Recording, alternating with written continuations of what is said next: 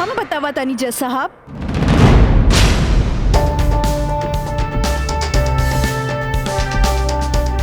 हम बताई।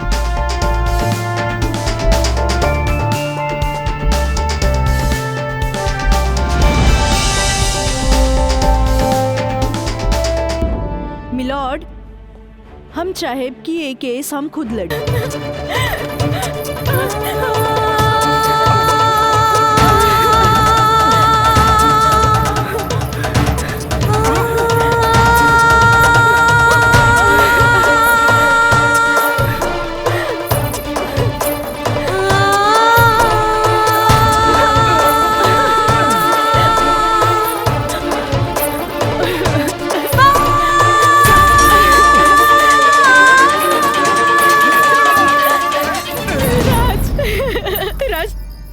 चल गए रे हमरा के छोड़ के। ई महंग तो और काजल के बर्बाद करेंगे चाहत रहे। तू बोलत काहे नहीं कि राज बोली ना। हम जहाँ भी गए रही तोरा का मतलब बा। और ई मयंक वैसे भी तोरा सारा के सारा सच्चाई बता देले होई। ई हमार बदला है काजल, बदला। प्रिंसिपल से शिकायत करके ते हमरा के पुलिस और ई कानून के धमकी त दिला देले रहलिस, पर अब ब्याहता बन के सुहागरात बनेले बाड़ी। एकरा के छेड़खानी और रेप के नाम तो नानू दे सकेली। भाभी भाभी देख ले हम कितना गला फाड़ फाड़ के चिल्लाता ली, गला फाड़ फाड़ के चिल्लाता ली। भाभी हमसे ब्याह कर ला, हम तो जिंदगी भर साथ निभाए, लेकिन ना तो हार तो खोपड़िया में औते ना रहल। देख ला ठीक है ही तो कहा था।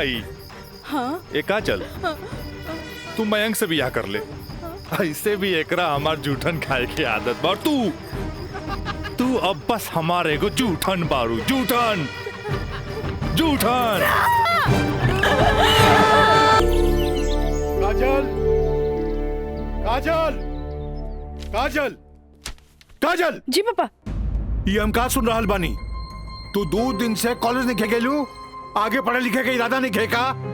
तू अच्छी तरह से जाने लू के खानदान में ग्रेजुएट से कम पढ़ल लिखल के अनपढ़ गिनल जाला।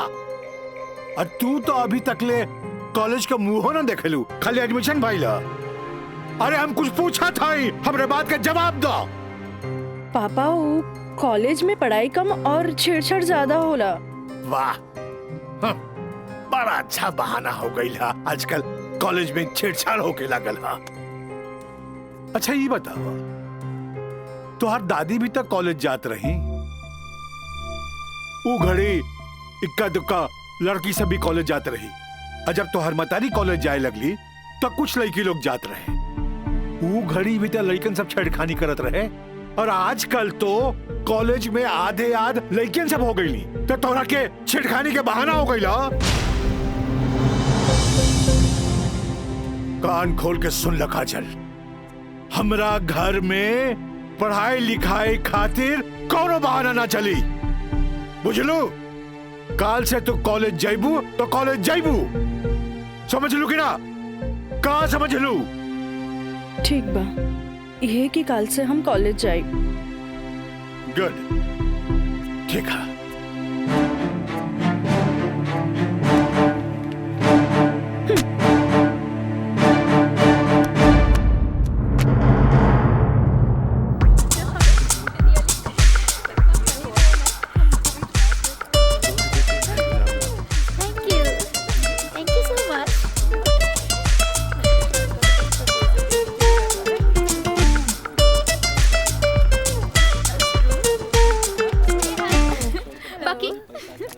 बात है, आज रोज डे के मौका पे पूजा तोहर हाथ में 5 गो गुलाब बा, जेमे की 3 गो पीला और 2 गो लाल बा। एकर मतलब चार 3 गो दोस्त और 2 गो प्रेमी है। और हमरा देखा, हमार हाथ में तो 1 गो गुलाब है, यानी कि हमरा चाहे वाला भी 1 गो है, जेकरा हमहू चाहिए। ओ एकरा के तो देखा, एकरा हाथ में खाली 2 गो गुलाब के फूल है, पीला। हाँ तो ठीक बाना, हमरा के प्यार व्यार के चक्कर में ना रहे के। तू आपन देखा, हाथ में बंडल भर पीला गुलाब, माने की प्यार ही प्यार बेशुमार। तोहरे के मुबारक हो। कितना प्यार के बेशुमार करत रहा तो हनी के, बाकी रोज डे के मजा तबे आई जब हमनी के प्यारी प्यारी सहेली काजल आई हैं। हाँ हाँ, काजल के बगैर तो तेरा रहले न जाला। सही कहा था। अरे हाँ देखा, काजल तो होते बिया। अरे काजल, उन्हें कहा जाता रू? हमनी कखानी से तोहार यहाँ इंतजार करत रही। तोहार तबीयत तो ठीक बना? तू 2 दिन से कॉलेज ना आइलू? तबीयत की कहा है हमार, हम एकदम ठीक बानी, बस मूड ना रहे यही से हम कॉलेज ना आई नहीं। अच्छा ई बतावा, आज रोज डे पर एकदम तोर हाथ खाली खाली काहे बा? ना कोनो दोस्त ना कोनो प्रेमी? हमरा ई सब में कोनो इंटरेस्ट नहीं खे। ई गुलाब के टोकरी तोरा खातिर भेजले हूँ। ई के भेजले हम? राज बाबू, बैंक साहब कहले हैं कि लाल गुलाब के टोकरी काजल के दे आवो। देख लू तहनी के, आज हमारी प्यारी काजल पर कितना सारा प्यार बरसल वो राज बाबू से। लेकिन हम एक बात कही काजल, ई गुलाब के जैसन मुस्कुराइया, बाकी गुलाब के जैसन बनिया मत, काहे कि ई गुलाब की खुशबू एकर फितरत हा, तो मुरझाए लेकर किस्मत होला। तू ठीक कहलू प्रिया, ई राज के बच्चा के तो देखे के पड़ी। अरे देखे के पड़ी। ए भाई, मैच एकदम नजदीक आ गेल बा। बुझात नहीं खे कि हमनी के जीत पावल जाई, समझला? हे, हार के बात करे बता जो अपना ससुर घर, ससुर के नाती पहले ही हार के बात करता। ये देखा तारे, विक्ट्री है विक्ट्री, विक्ट्री हमनी का हो। अरे पिंटू, एकरा के बता कि हमनी जीतब की हारब? जब तक हमनी के टीम में राज बा, हमनी के केहू ना हरा सकेला। केहू ना हरा सकेला।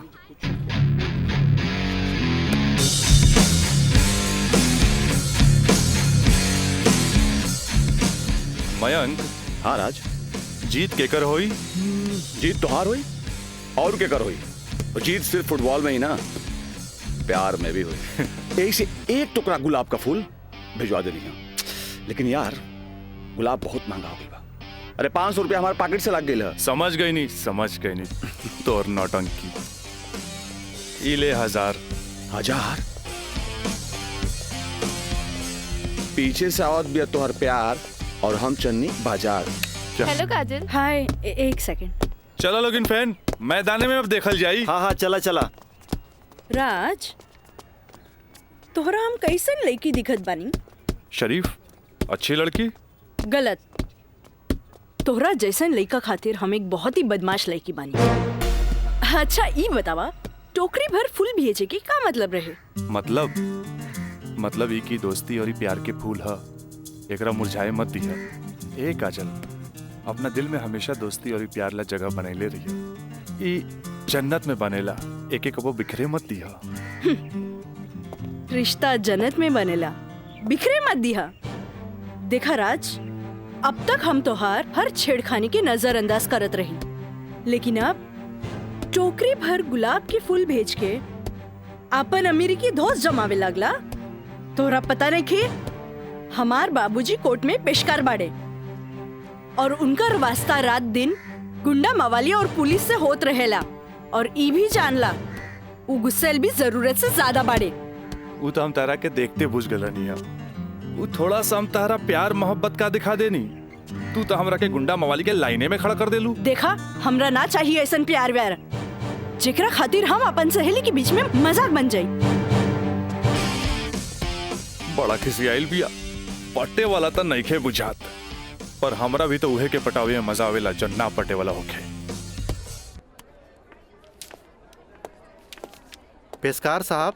अरे मिथिलेश, बैठा बैठा। Thank you. पेशकार साहब, हाईली फाइल अगला हफ्ता के हर केस के तारीख पूरा ब्यौरा के साथ तैयार कर देनी है। भाई वाह, एगो साइंस के स्टूडेंट होके तू सिविल कोर्ट ज्वाइन केला, आ हमार फाइलो तैयार कर देला जी। मिथिलेश, जब से तू यहाँ पर ज्वाइन कैला, हमार कुल काम आसान हो गया। एगो बात कहीं सर, रउआ अखिलेश आ हम मिथिलेश, राउर काम के तो डंका बजिए रहल बा। अब हमरो तो कुछ सेवा करे दी। जानी ले, एमे हमरे फायदा बा।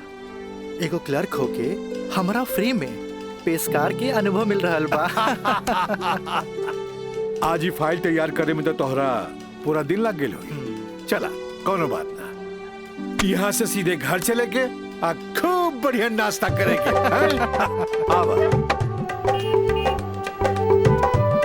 पेशकार साहब, ये हमरो कहे के रहे कि आज रउवे साथे घर चलब। अच्छा। असल में काजल के एग्जाम नजदीक बा। हाँ। से उनका खातिर कुछ नोट्स तैयार कर ले बानी, जे दे भी देव।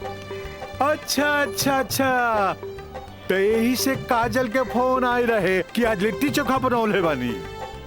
मिथिलेश बाबू के भी साथे ले ले आई है। ठीक बा, चला चली।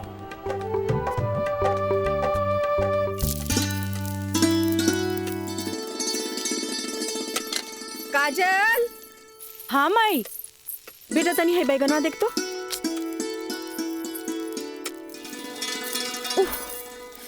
तोर भरता बन जाए ना, तनी दोनों जने के प्लेट में डाल के दिया। ठीक बा माई, तबले हम चाय लेके आवा तनी।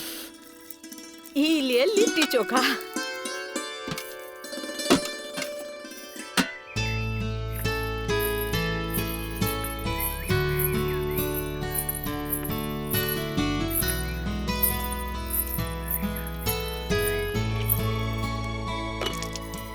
का काजल, कैसन बारू? हम ठीक बानी। नोट्स लेनी की ना? अरे कैसे ना लेती, तहरा हाथ के पंजाबियन के भी फेल करे वाला बैंगन भरता जी खाए के रहे। ठीक कहला मिथिलेश, अपने काजल के हाथ के बनावल भरता के कारण ही सगरो रिश्तेदार के आवन जावन लागल रहेला जी, वरना ये मोबाइल तो रिश्ता नाता के अलगे ही कर देला सर। जी बिल्कुल सही कहनी। काजल, हाई ला अपन नोट्स। हमार अंदाजा है कम से कम इमे से 2-3 सवाल तो जरूर आई। अरे खा भी मिथिलेश, लिट्टी ठंडा हो जात बा। अब ऐसे भी 2 दिन तक लेते ही नोट्स के हाथ लगाए वाला नहीं की, काहे कि 2 दिन के बाद फ्रेंडशिप डे जो ना रहल बा। हाँ। रउआ का समझा फ्रेंडशिप डे? दें 300 रुपया। 300 रुपया? अरे काजल के फ्रेंडशिप बैंड खरीदे के बा। है, और चलो अपना बेटी के माथा पर है फ्रेंडशिप डे। काहे ना कोनो बड़ी सेठ से बियाह कर ले लो। अरे करम में तो पेशकार लिखल रहे, तका करती है? काम आई। हमार बाबूजी की कम समझे लो, मजिस्ट्रेट तो आइला जाइला, बाकी हमार बाबूजी के तो सारा जिला जवार जानेला। का मिथिलेश बाबू? हाँ हाँ बिल्कुल ठीक कह लो। ये दोस्ती हम नहीं तोड़ेंगे, तोड़ेंगे दम मगर तेरा साथ ना छोड़ेंगे।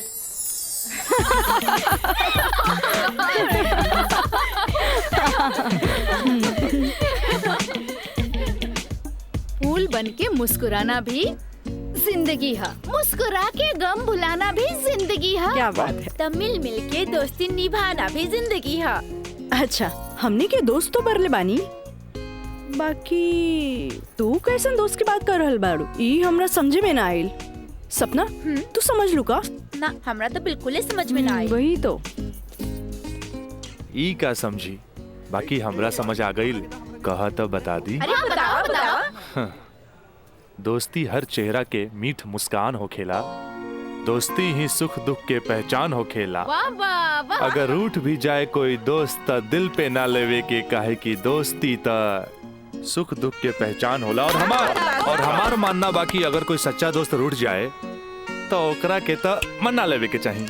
बिल्कुल सही। बाकी हम एक कर जरूरत ना समझी, काहे कि बुरा दोस्त कोयले के समान होकेला, गरम होके तो हाथ जला देवेला और ठंडा होके तो हाथ काला कर देवेला। बड़ा आए दोस्ती समझावे वाला। तू लोग सुना इनके प्रवचन, हम जाते हैं। अरे तरी रुका तो।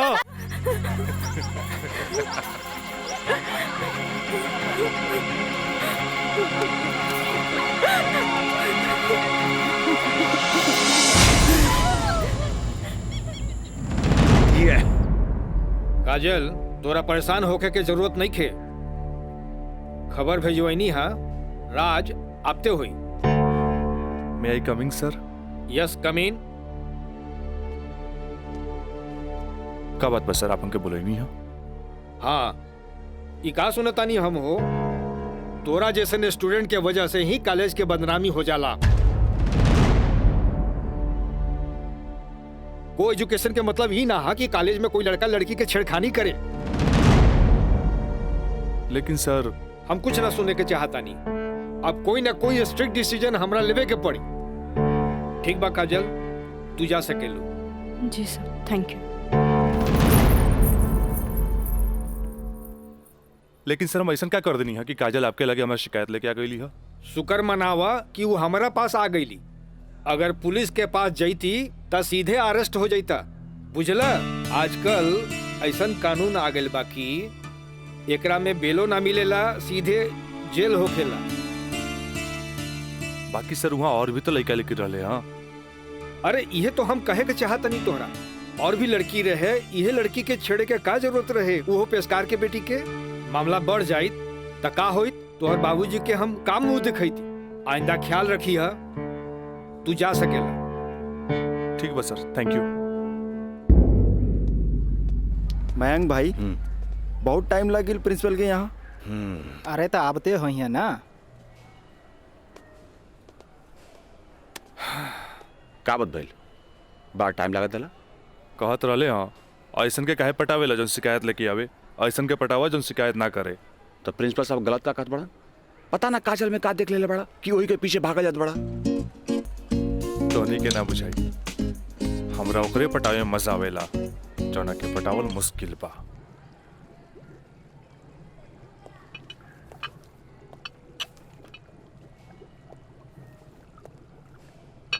क्या हो रहा है? जी सर। ए पिंकी, हाँ रिटन एग्जाम तो बढ़िया गए, बाकी लागत है कि प्रैक्टिकल तो हमरा ले डूबी। हमरा तो बहुत बढ़िया बा। बस एकरा में से नापे के बा और ए में लिख लेवे के बा। अच्छा बतावा, का करी? इसमें का डाली? एकरा में ई एसिड डाला। ये? हाँ। पक्का? हाँ।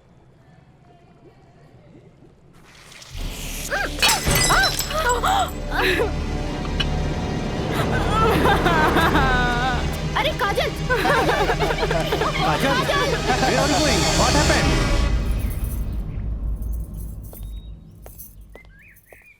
प्रणाम माँ जी। प्रणाम, बैठा। अकेले पेशकार साहब कहाँ रह गइलन? उहे बतावे के बा जे आज उनका कचहरी में देर होखी। अच्छा अच्छा। काजल के आज प्रैक्टिकल के आखिरी एग्जाम रहे, से पूछे के बा कि एग्जाम कैसन गईल।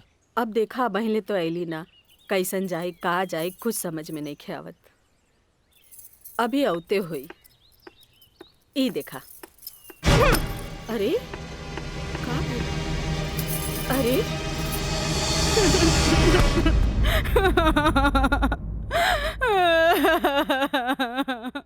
काजल, काजल, ए काजल, का भइल? अरे हमनी के अनदेखी करके यहाँ के रोवे लगलू। अरे का भइल? परीक्षा तो ठीक से गई ना? अरे बोल। प्रैक्टिकल खराब हो गए, एन वक्त पे टेस्ट बुक टूट गए। हम फेल हो जाए भाई, हम फेल हो जाए। अरे का काजल, तू तो बड़ा जल्दी निराश हो जाली। अब केमिस्ट्री थ्योरी में जहाँ तक हमनी सोचले रहनी, कम से कम तोहरा के 40 मार्क्स तो मिलबे करी। अब प्रैक्टिकल में मार्क्स नहीं हो मिली तब पास होके से के रोकी? बाकी मिथिलेश बाबू, हम तो प्रैक्टिकल में छोड़ के आ गए नहीं।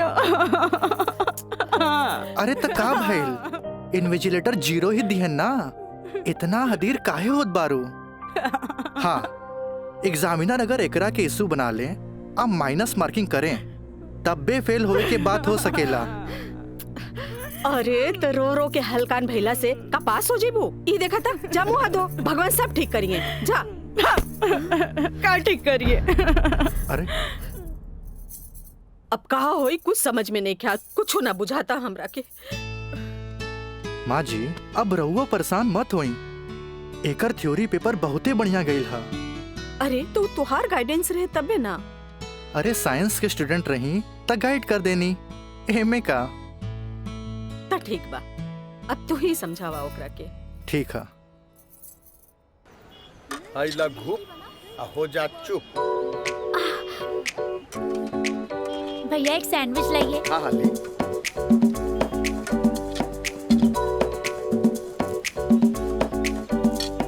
मुझे भी तो दो।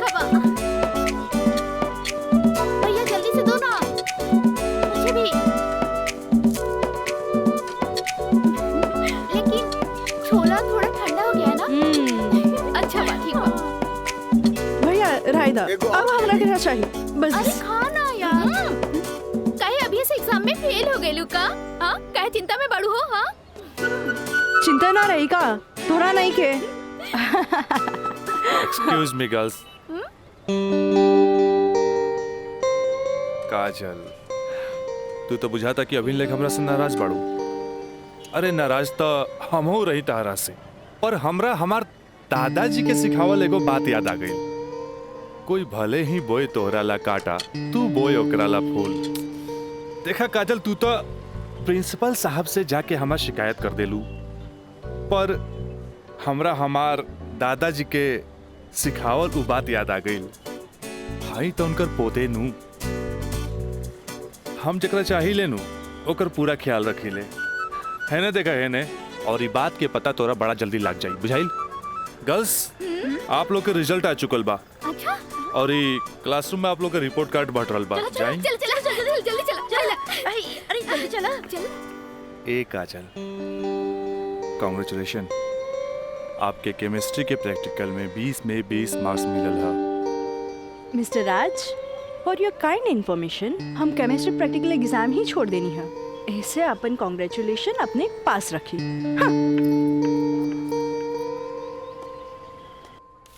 Roll number 31। यस सर।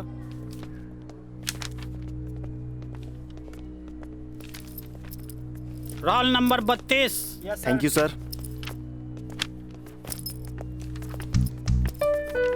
Roll number 33। यस सर। Roll number 34। यस सर।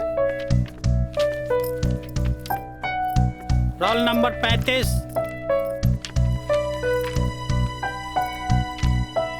Roll number 36।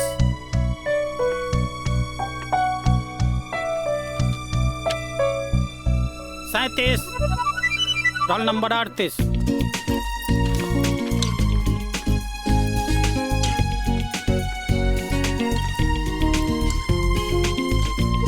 है ना देखा है ने, और ये बात के पता तोरा बड़ा जल्दी लग जाए बुझाइल। ए पिंकी पूजा हाँ का ई देख ना हमरा के सच में केमिस्ट्री प्रैक्टिकल में 20 में से 20 मिलल। ई जरूर राज के कारनामा है। काहे कि ये इन्विजिलेटर शर्मा जी ओकर बंगले पे तो ठहरल रहलन। ओह हाय मैं मर जावा। अगर तोहरा जगह पे हम रहती ना तो राजा के तो रानी बन जाती। जा बन जा। तारा के देख के ना एगो बात याद आ गई। इया कहे धिया धिया, धिया कहे चिया चिया। एक हाउ जौन तहरा पे जान छिड़केला और एगो तू हा जौन एकरा के ठेंगा दिखावत हिया। अच्छा चला चला, हम तो परीक्षा में पास हो गए नी, ये हमरा खातिर बहुत बड़ा बात बा। पापा देखिए तो बहुत खुश हो जाइए है। हाँ चला चला चला।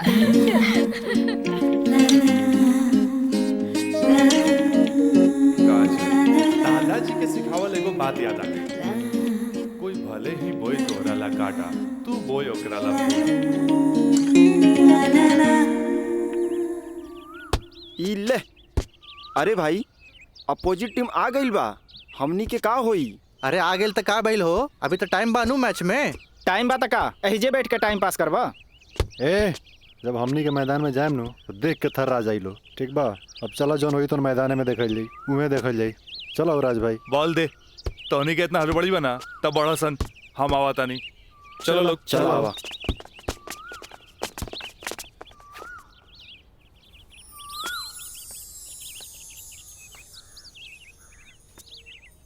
सुनो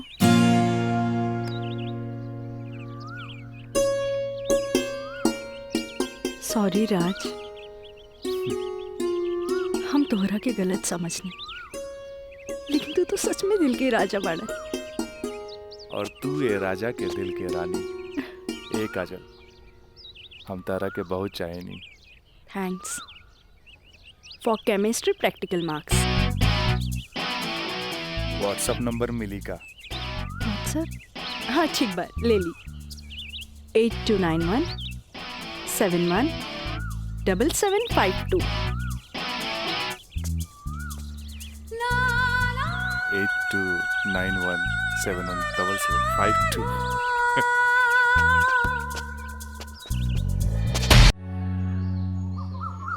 अच्छा ये बताओ हो जाए कि तो हम लोग अब प्यार मतलब हाँ प्यार कब से चला था। काजल बताओ ना। बाय। काजल, हम दोनों एक दूसरा से प्यार करेले, फिर भी तू हमरा से दूरी बना के काहे रहेलू? राज, हम कोनो ऐसन वैसन लड़की ना है। जब तक शादी ना होखे तब तक हमनी की दूरी बनौले रखे के चाहिए। गुड, तहारी ये आदा हमरा के नीक लागेला। हैने सुना? हाँ? देखा राज, तू हमार कोनो फायदा ना उठा पाई बा। एक मिनट, हम आओ तनी।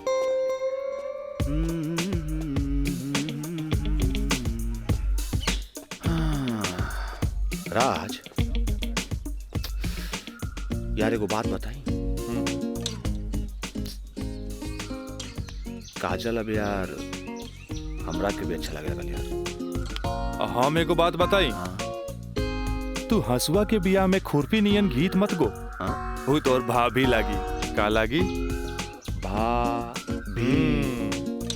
चल।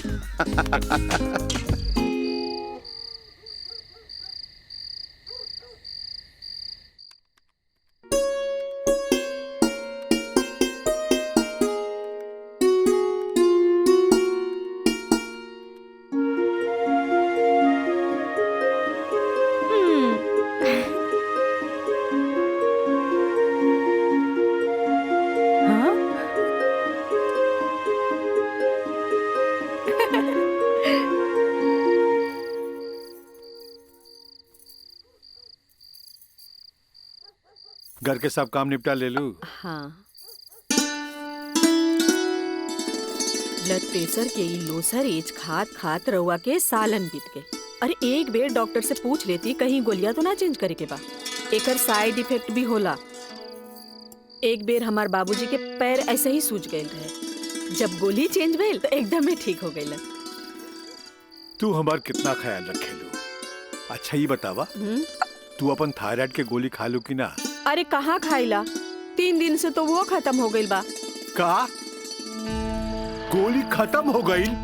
तू हमरा का बतैलू ना कि गोली खत्म हो गई? अरे तू मरबू, तू एक दिन जरूर मरबू। फिर हमरा से ये ना कहिया कि हमार ख्याल ना रख ले। अरे जब मरिए जाए तो कहा बोला? तब तू का चाहेलू हम जिए थे जी मर जाएं? हैं? दहाइला आज के बाद हम हो दवाई ना खाई। राउर मारा चढ़ गई। हाँ? तलवा के लहर माथा पर चढ़ गई। अरे तलवा के लहर माथा पर ना चढ़ी तो क्या हुई? तू दवाई ना खाईबू तब बिस्तर पकड़बू। फिर घर के चूल्हा चौका घर बाहर के देखी? अरे हमरा तो कचहरी के काम से फुर्सते ना मिलेला। फिर बैठ के तुम्हारी सेवा के करी? अरे के करे कहा था सेवा? मत करब, मरे दे, मत ले बापन कचहरी से छुट्टी। तू तो यही चाहता रू कि समाज हमरा के रंडवा बन के फिरत देखत रहे। हे भगवान माफ करी हमरा के। अरे तू हमरा के माफ करा। जाई। अब हमरा कोनो जुगाड़ करे के पड़ी। काजल। हाँ काजल के माथा चाटी। काजल, काजल जी का करता रू? पढ़ाई करत रही। वो इंटरनेट से कुछ नोट्स लेत रही। ठीक है काजल, तो क्या हमार क्रिया आज से तो हाथ ड्यूटी है कि तू अपना माई के रोज भोरे भोरे थायराइड के गोली देबू। अरे वो तक खुद मरी है और हमने सबके भी मार दी है। कॉलेज जायलू ना? जी बाबूजी, लाइब्रेरी में पढ़ाई खातिर कल संडे है, फिर भी हम जाए। ठीक ना बाबूजी? Good, very good. ऐसा ही पढ़े के चाहिए, तब तरक्की करबू।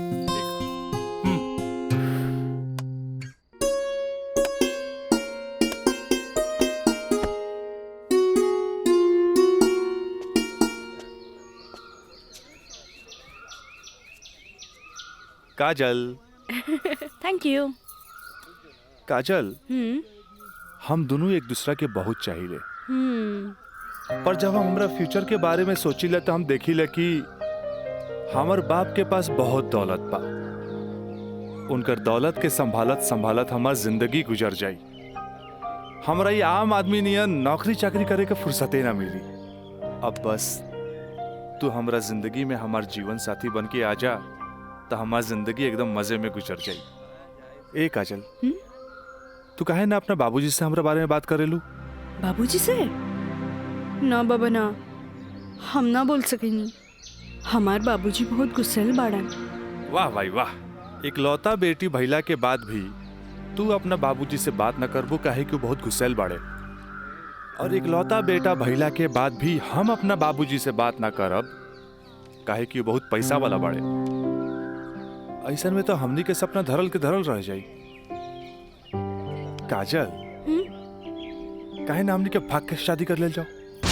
बिना बतैले भाग की शादी कैसे कर सकेनी? हाँ काजल, हफ्ता भर के तो बात रही, हमनी के भाग के कहीं भी शादी कर लेल जाए और ओकरा बाद अपना अपना बाबूजी के बता देहल चाहिए। सोचत का बाड़ू तारा से ऊंच कूल और धनाट घर के हई, जब तू अपना बाबूजी के बतैबू नु तो ना कर पाई है। और हमहू जब हमरा बाप के बताएब कि हम भाग के शादी कर ले बानी तो नाहियो चाहते हुए भी तहरा के अपना बहू के रूप में अपना ली है। ए काजल, हम तहरा बिना एक पल भी ना जी सकीले। ठीक बा, हम कोशिश करब। इनु भइल बात। अब छोड़ा हमरा, बाय।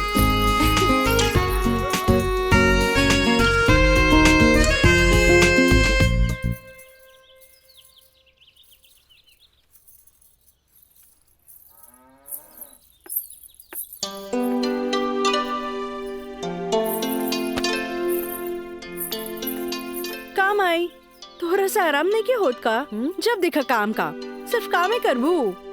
हमारा आराम के छोड़, ई बता हमरा से तोरा के का काम पड़ गई जे हमारा आराम के सोचे लगली? काम आई, हम तो हमेशा सोचनी ना माई। कॉलेज से एक हफ्ता एक्सकर्शन खातिर हमनी के हजारीबाग जाए के बा।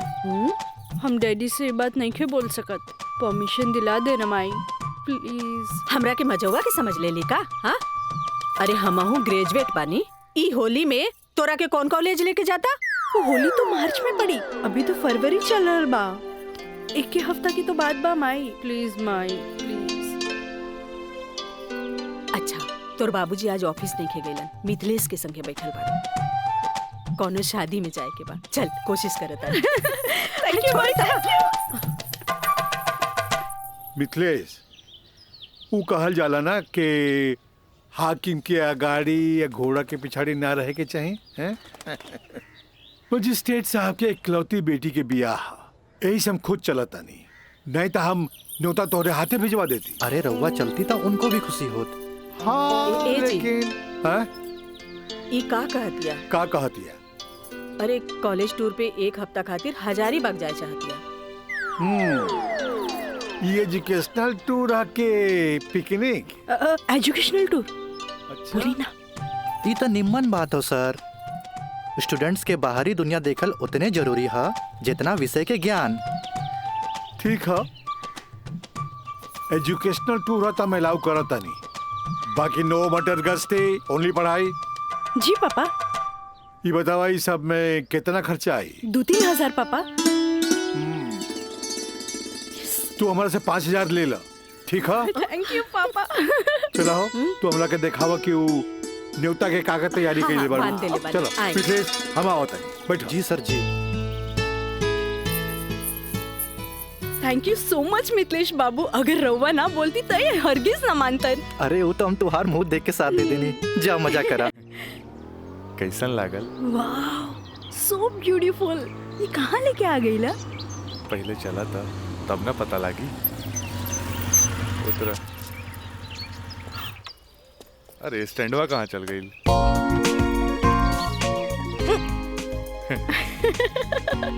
बड़ा धांसू सजीले बा। हाँ चला चली। हाँ तो दा। कहाँ जाए के है? इधर? हाँ इधर। जगह तो बड़ा झकास बा। क्या यार राज, कब से हम तुम्हारे इंतजार करत बनी, इतना लेट कर तू? मयंक, राज, मयंक यहाँ? हाँ, एकरा पहले भेज देनी। इस सारा जे तामझाम बा, इस सब के अरेंजमेंट के करी। यार तो हम लोग का शादी खातिर एक विद्वान पंडित से बात कर ले बानी, और देखा तोहनी के आराम खातिर यहाँ सारा साधन सुविधा मौजूद बा। और हाँ, हनीमून खातिर स्वीट रूम भी बुक कर ले बानी। और देखा अब हम निकलता नहीं, कहे कि हमारा के मंदिर जाके बा, और मंदिर जाके पूरा शादी का सामग्री लेके आके बा। बाप रे, इतना सब तैयारी। अरे शादी की करबा, हमार दोस्त राज का शादी बा। गलत बात। शादी होता हमार सपना के शहजादी काजल के राज के साथ। अच्छा देखा यार, जोन तू पैसा दिला ना सब पैसा खत्म हो गए कुल ताम झाम में। ऐसा करा कि हमरा के तू 25,000 रुपया और दे दा, काहे कि बहुत सारा काम बाकी बा अभी। पैसा के कौन बात भाई, ई ले। अगर बाबूजी अगर ये शादी करते नु तो लाख के खर्चा लाखों में चल जाई। दोस्त महिम रिश्तेदार पूरा शहर के बुलाईते। और वैसे भी तो बाबूजी जब रिसेप्शन पार्टी दी है तो जाई खर्चा बढ़ी। अच्छा हम निकल रहे हैं, बहुत सारा काम बाकी बा। ठीक बा, तू लोग आराम कर, चलो बाय बाय। बाय। तो काजल अब तक गला लगाई नु यहाँ तो यहाँ के जाना था हमनी के। ओ Raj, I love you. I love you too. जुबान निकालिए, बंद कीजिए। ठीक है।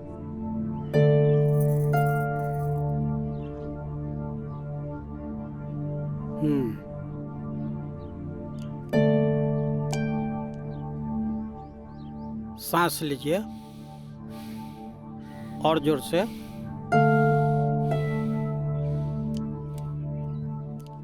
घबराए के कोई बात नहीं है। ऊपर के बीपी थोड़ा बढ़ गई है। अच्छा। से लागता कि काम के प्रेशर ज्यादा बा। जी नया मजिस्ट्रेट आइले हाँ, से कुछ ज्यादा ही फाइल इनके हवाले कर देले हाँ। ठीक है, ठीक हो जाई। अभी आंख लगल बा, सोए दिन का के। और हाँ, पानी पियावल करी, काहे कि पानी पियला से पेशाब यानी यूरिन पास हुई तो रिलैक्स हुई है। जी जी बाकी दवा वही चली। जी ठीक बा? डॉक्टर साहब। जी डॉक्टर साहब हाईली अपन फीस। ई का करतानी, जे आदमी पेशकारी में हमरा से कहियो फीस ना ले ले, उनका से हम फीस ली रह दी। डॉक्टर साहब थैंक यू, थैंक यू। प्रणाम डॉक्टर साहब।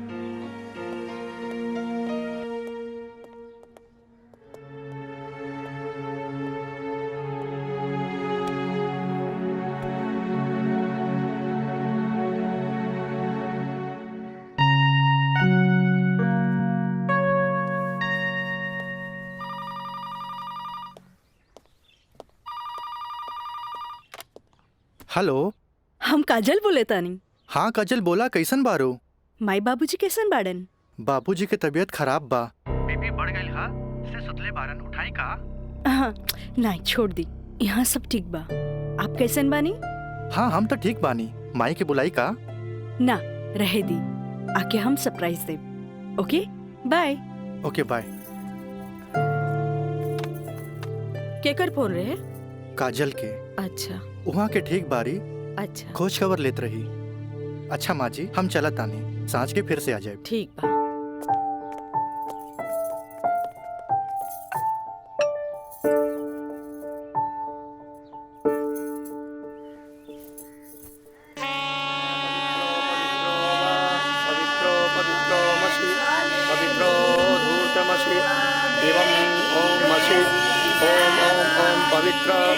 पवित्राः केशवाय माधवाय सर्वेश्वराय अपितु स्वाहा तत्पुरुषाय स्वाहा। ओम नमः स्वदन्ताय सहस्राक्षाय सहस्रपदे पूर्वशे पवित्रमशे सर्व ऊर्ध्वमशे चन्द्रमशे ओमाय ओम ओम ओम ओम ओम बुधाय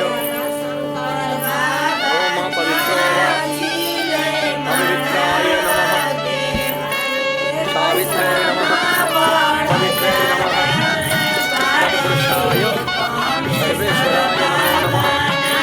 ऊर्ध्वमशे पवित्रमशे सर्वमशे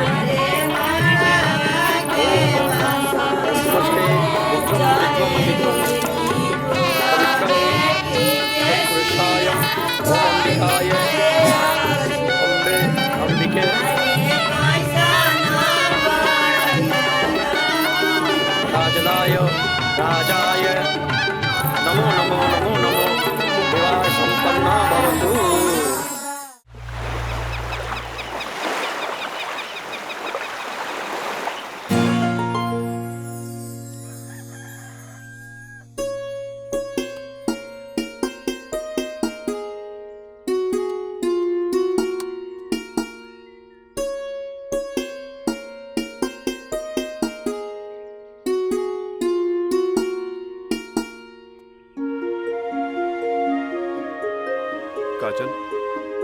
काजल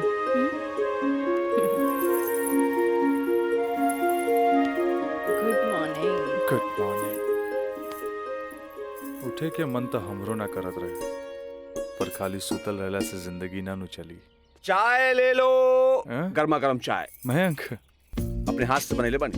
ए ओ कुछ ना, सिर्फ भाभी खातिर। और ई गर्मा गर्म चाय। काजल, इस शादी ब्याह में कुछ ज्यादा खर्चा हो गई। हमरा घरे जाए के पड़ी। वो कहा कि अपने बाप से कुछ पैसा भी ले ले और उनका के इस शादी ब्याह के बारे में बता के पटा भी ले। आखिर तेहरा के ले जाके उनका आशीर्वाद भी तो दिलावे के बा। लेकिन तबले हम कहाँ रहब? अरे यहाँ रहबू, तहारी देवर बानू मयंक। हाँ? का मयंक, भाभी का ख्याल रखबे ना? बिल्कुल बिल्कुल ख्याल रखब। ये ले पैसा। अरे और वाह। यहाँ के सब बिल उल चुका दिए। बिल्कुल भाभी, टेंशन नहीं लगा, कोनो जरूरत नहीं के। हम बगल वाला कमरा में बाड़ी। और हाँ, तू चाय पी के फटाफट फ्रेश हो जा और जो खाए पिए गई ऑर्डर दे दिया। ठीक ठीक बा। और हम रात के छोड़ के यूं आवता नहीं। तू चल, हम आवता नहीं। चल। ए काजल, अरे हैने आवा। कल साझे लिख के तो बात बा, हम यूं गई नहीं यूं आई नहीं। और वैसे भी अब तहरा बिना हमार मन कहा लागी। अब जाई भी और जल्दी आई। ठीक बा।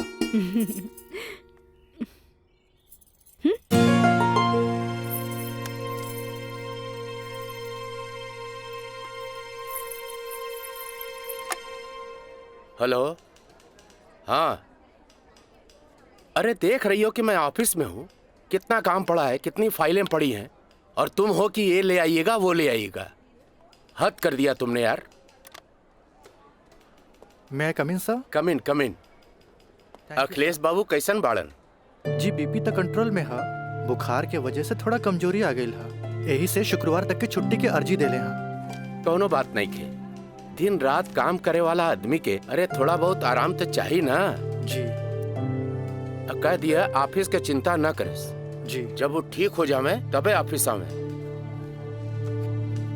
ला एकरा के फाइल में लगवा दे। Thank you sir.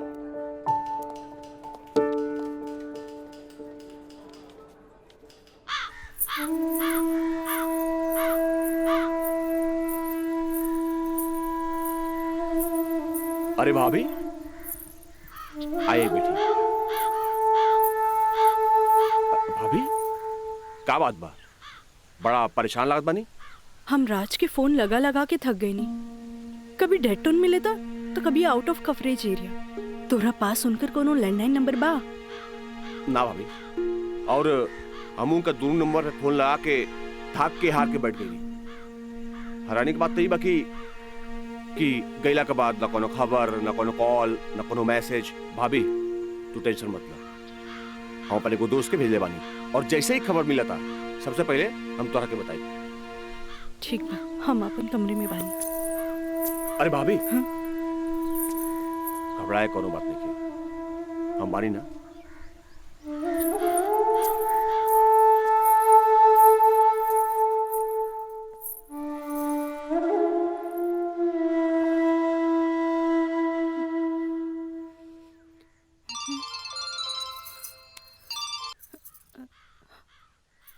Kajal, trip कैसन जा रहल बा?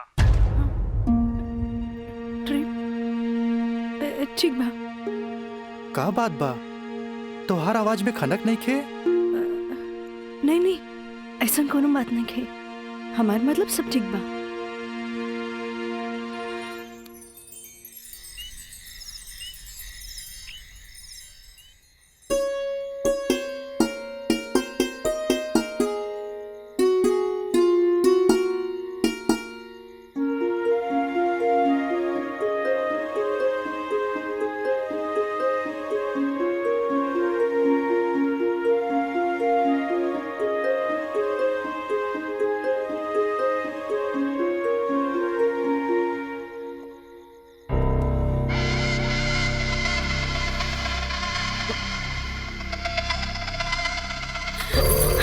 देवर जी, मयंक, ये क्या बदतमीजी है? चल जाइए यहाँ से, वरना राज के बता दे। किसे? राज से? रात से भाग गए। आवेला नहीं खे। हाँ? तोरा क्या पता? हाँ? ये भी कुछ हो रहा बना। सब ओकरे प्लान के तहत हो रहा बा। वो तो तोरा के भोग के और भौरा जैसन चूस के भाग गए। काजल, पता बा जब तो के पहला बार देख ली तू पहली नजर में हमके पसंद आ गई। हम तो के दिल से चाहे लगे। काजल, आज दिल से चाहे लगे। तुझे कहा तारा का सच बा? सच ना, 16 आना सच बा। ये बात हम तुझसे बहुत पहले बता दी थी, लेकिन क्या करी, ये मेरी हमार मुंह बन के तरस। देखा, तू गरीब, हम गरीब, हम तो क्या अपना काजल? हाँ, हमसे ब्याह कर ला। हम तो क्या बोले?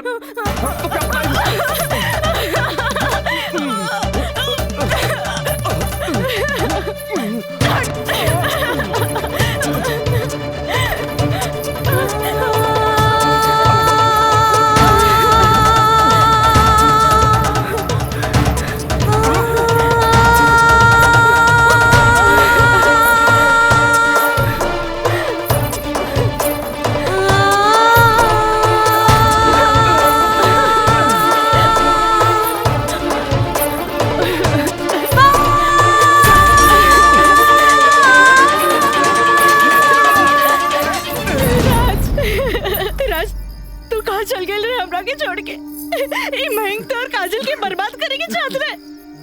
तू बोलत काहे नहीं कि राज बोली ना। हम जहाँ भी गए रही तोरा का मतलब बा? और ये मयंक वैसे भी तोरा सारा के सारा सच्चाई बता देले होई। ये हमार बदला है काजल, बदला। प्रिंसिपल से शिकायत करके ते हमरा के पुलिस और कानून के धमकी तो दिला देले रहिस, पर अब ब्याहता बन के सुहागरात मनेले बाड़ी। एकरा के छेड़खानी और रेप के नाम तो नानू दे सकेली। भाभी देख ले हम कितना गला फाड़ के चिल्लाता रही। भाभी हमसे ब्याह कर ला, हम तो जिंदगी भर साथ निभाई, लेकिन ना तोहार तो खोपड़िया में औते ना रहल। देख ला। ठीक है, तो कहत आई। हाँ? एक काजल, तू मयंक से ब्याह कर ले। ऐसे भी एकरा हमार जूठन खाए की आदत बा। तू अब बस हमारे को जूठन बारू, जूठन।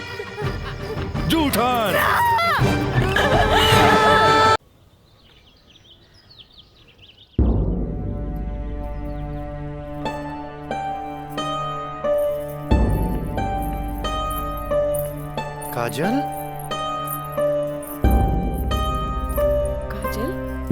कहाँ भइल मई बाबूजी के?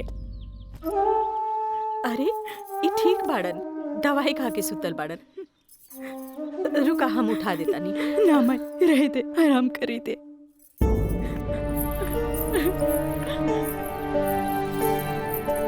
काजल, का भइल सर? सर का भइल?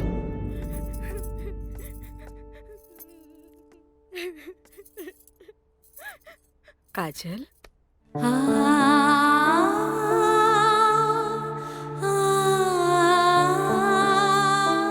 अरे इतना रोवे के कोनो जरूरत नहीं खेबी। तोर बाबूजी ठीक बाड़न। अरे वो तो बुखार के कारण ब्लड प्रेशर बढ़ गई रहे। इतना परेशान मत हो, इतना परेशान मत हो। माई, हमरा से बहुत बड़का गलती हो गई। हम एक्सकर्शन में ना गए रहे, बल्कि हम अपन बॉयफ्रेंड के साथ गए रही। और वो हमरा के दगा दे गए।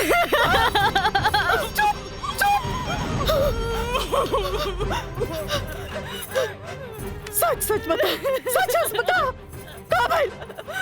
तू ठीक तो बाड़ी ना? तू ठीक तो बाड़ी ना? हम ठीक तो ना बानी माई। तू हमरा के एक वचन दे कि तू हमरा से दोबारा कुछ ना पूछबे। जो भाई बहुत गलत भाई, बाकी हम अपने आप के ठीक कर ले माई, अपने आप। काजल,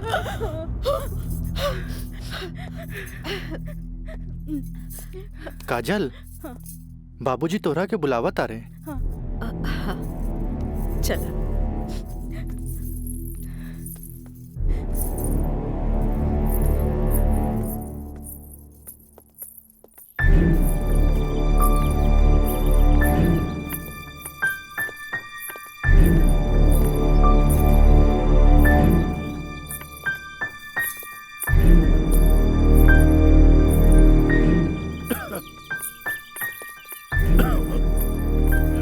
प्रणाम बाबूजी। अब तबीयत कैसन बा? आ गइलू बेटा? ठीक है बा। तू बतावा तो ट्रिप कैसन रहा और अब आगे पढ़े के का प्लान बा बेटा?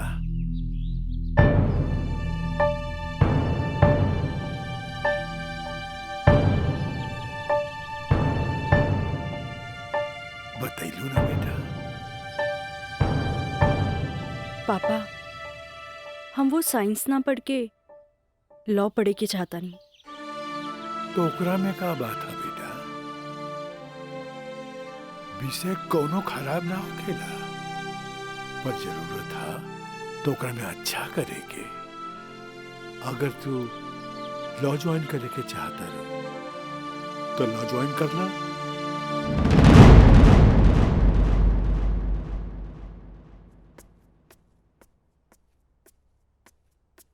का काजल बेटिया, तबीयत ठीक बानू? क्लास कब के खत्म हो गई? तू बैठल वारू, बंद करे के रहे।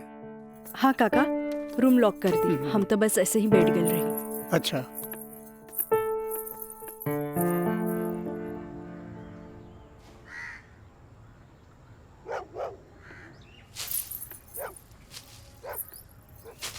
काका,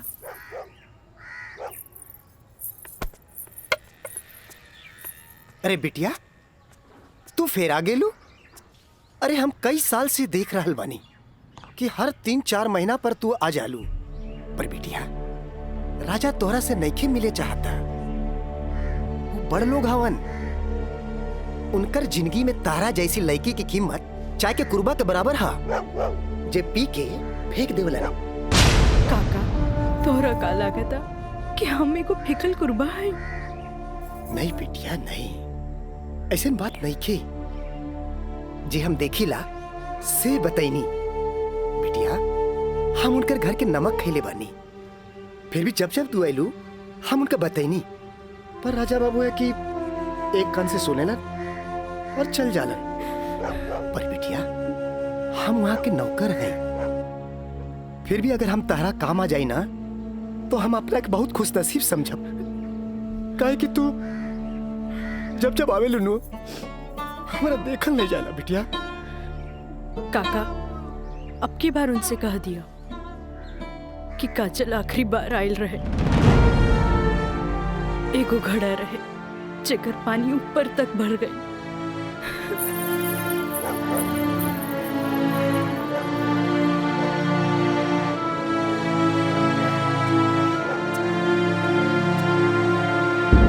मैडम जी, ये कुछ बिल है, कारपेंटर बिल है, ये टेलीफोन बिल है और ये लाइट बिल है और कुछ वगैरह वगैरह काफी बिल है, आप देख लीजिए। माँ, ये मैनेजर साहब तारा के महीना भर के बिल और खर्चा के हिसाब दे देले। अब तू उठबू, उठ के जईबू, अलमीरा खोलबू, चेक निकलबू, फेन आके बैठबू, तब साइन करबू। हमरा माई के कितना काम करे के पड़ी। यही ला हम सोचने की काहे ना चेकबुक वाले के हम ही आ जाई। नीमन कैला।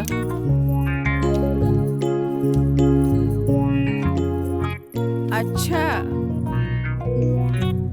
तो तू एम्मा अपन 50,000 का चेक पहले से भर ले बाड़ा, तभी तो हम समझे कि माई के इतना मस्का काहे के। माई, अब तू ही बताओ कि इतना अमीर बाप के लड़का हई तो दोस्त महीन के टाइम टू टाइम पे पार्टी तो देहे क्यों पड़ी? ना देव तो हमरा बाप के ना कट जाए की ना। का मैनेजर साहब? बिल्कुल राजा बाबू। जी। ले अपन बाप का ना कोच कर। इनू भाई हमरा दुनिया के सबसे बेस्ट माई वाला बात। Love you Mai. मैनेजर साहब। जी मैडम। इस सब रसीद आप एक साथ पूरा बिल कह के हमरा के दें। हम एक एक गो चेक काट देते हैं। जी मैडम। ठीक है? जी मैडम। हमरा ई बात के बहुत खुशी बा कि रवा लोग हमार ग्लोबल कंपनी में इन्वेस्टमेंट करे के चाहता नहीं। ये हमरा खातिर बड़ खुशी के बात बा। बाकी हमरा भी कुछ देखे के चाहिए ना कि हम दिन दुगना रात चौगुना करके रवा लोग के पैसा लौटा दे ताकि मार्केट में हमार साख बनल रहे। Of course. Excuse me gentleman. बाबूजी। हाँ। आप हमरा से वादा कैले रहनी कि आप हमरा नया कार किन के देब। अब हम खटारा हम ना चलाएं, बुझाइल नू? I want new car, okay? Yes, Raja is right. I am witness. Okay, I will buy car for you. Thank you, sir. हम चला तनी बाबूजी। तो ठीक बा, रवे कार खरीदा दे। बाकी राउर कार की खर्चा कंपनी के इन्वेस्टमेंट पे दिखावल जाए। Okay, thanks. जेपी साहब, आपका बेटा तो हीरो लगता है। आखिर बेटा के करा हमरे नु। अरे यही तो उम्र में ऐश करे के।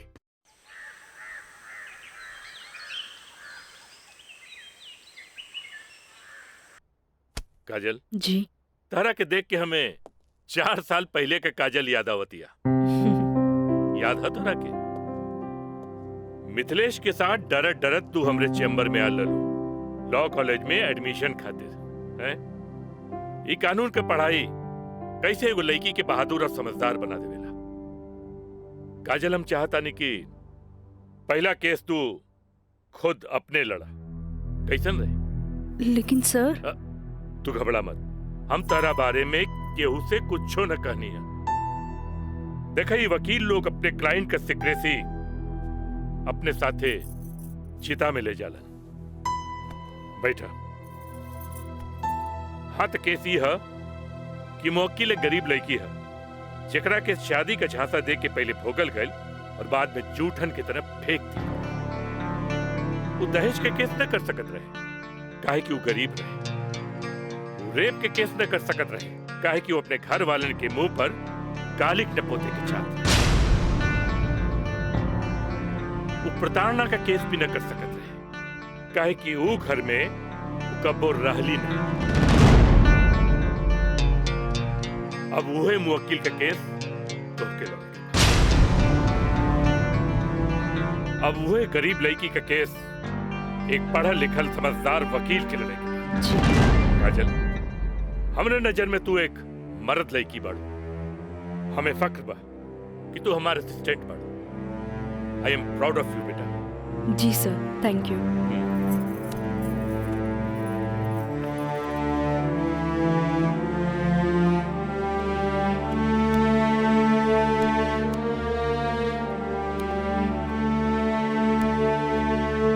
बाबूजी, लड़की हर मोड़ पे डरत रहेली। अकेले होके तो सुनसान से डर, भीड़ में होके तो लोगन के डर, जब हवा उड़े तो दुपट्टा उड़े के डर, केहू घूरे तो ओकरा आग के डर, बचपन में माई बाप के डर, बड़ होके तो भाई से डर। सिर्फ डरत रहेली, तब तक डरत रहेली जब तक ओकरा जीवन साथी ना मिल जाए। और हमार जीवन साथी तो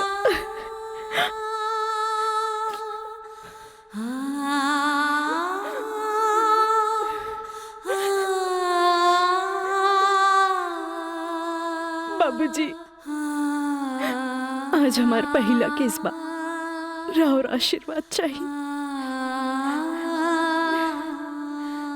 काजल, माई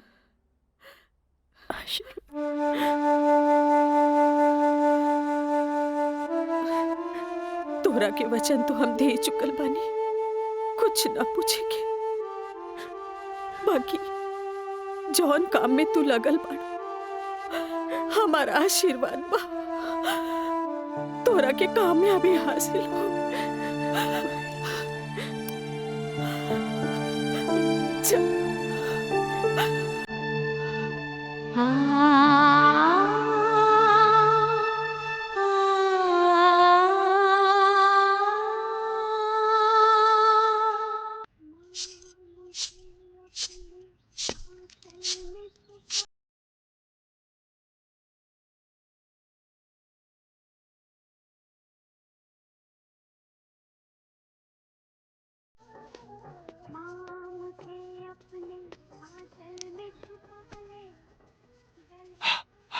माई हमारा के 7,000 रुपया चाहिए नौकरी का फार्म भरे के बाद का है वो तो हाथ दोस्त राजा वो ना करेगा तोरी मदद। भाई अब हमारा के केहू को मदद की जरूरत नहीं की खुद नौकरी करे के बाद कमाए के बाद कुछ बने के बाद। यही तो हम कहा था नहीं उम्मीद हो चलल नौकरी ना करबे तो कौन बाप अपन छोकरी तोरा से ब्याही हमरा का हमार जिंदगी के का आज है कल ना रहे फिर बहुत हो गए भाई चल पैसा दे पैसा तोरा से मुंह लगाए बेकार है पैसा पैसा पैसा। हाँ हाँ दे देता नहीं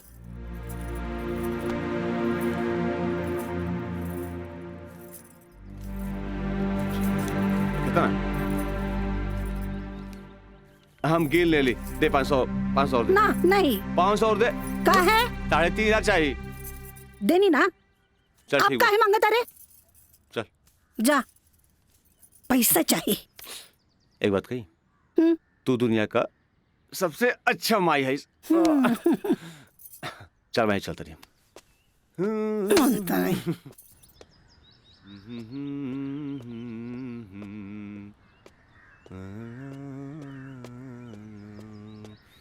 मयंक काजल तू इतना दिन बाद यहाँ हमरा तोरा से कुछ बात करे के बा। चलो घर बैठा यहाँ ना चलो कॉफी डे में बैठल जाए। कॉफी डे अरे सोचा मत हम पियाई कॉफी तोरा। चलो ठीक चलो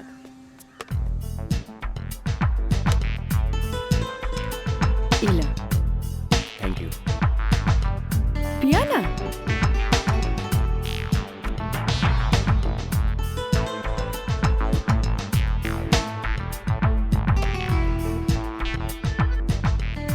काजल आज तोरा के यहाँ देख के बहुत अच्छा लगा था और एक बार बताई पिछले 4 साल में कौनो ऐसा दिन ना गुजरल कौनो ऐसा पल ना गुजरल जिमे तो के याद ना कैलो। अच्छा कोई छोड़ा ये बताओ कि आज हमार कैसे याद है। पहले हम अपन अतीत से लड़त रही लेकिन अब हमरा लागता कि हमें सेटल हो जाए के चाहिए। बाकी तो ही बा कि के अपना ही हमरा के। अगर तुके प्रॉब्लम ना होके तो हम तोहरा के अपनाए। लेकिन हम गरीब हैं। अरे तो हम कौन अमीर बानी हम तो गरीब बानी। हम और तू चाहिए तो अमीर हो सकत हैं। वो कैसे?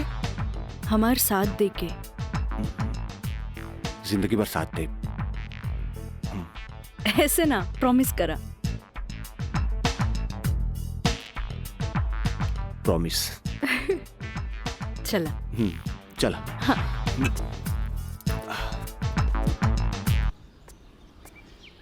मिथिलेश जी कोनो देर तो ना भइल? अरे ना बाबा पहले ई बतावा भइल का। मयंक से साथ देवे की वादा ले लेनी है। अब तू अपन मिशन में कामयाब जरूर हो जाएगी। आगे देखी लेट्स गो। सुनी एगो बात कही सब कुछ जलना के बाद भी आप हमें हेल्प करत हैं ऐसे हम कबो ना भूल सके।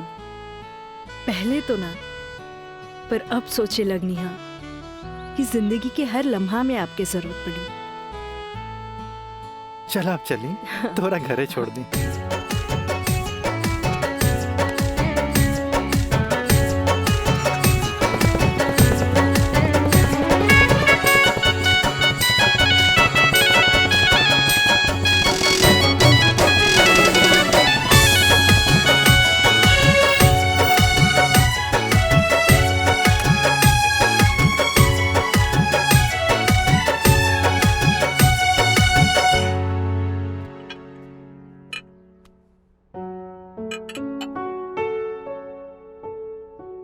सुनी, एगो बात कही, सब कुछ जलना के बाद भी आप हमें हेल्प करत हैं, ऐसे हम कबो ना भूल सके। पहले तो ना, पर अब सोचे लगनी हा कि जिंदगी के हर लम्हा में आपके जरूरत पड़ी। खाना लगा दी? ना भोला, आज तक ऐसा ही पेट भरल है। आज ना खाई बपने? ना। ठीक बा।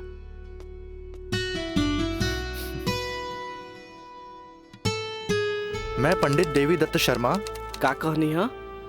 देवी दत्त शर्मा।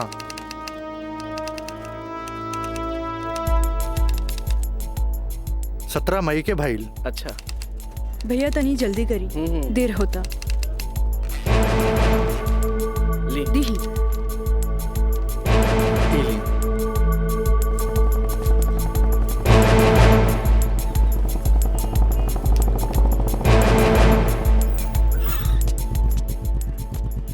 आ गए नहीं टाइप करा के? जी। लाइन लाइन दस्तखत हम कर दी। एली।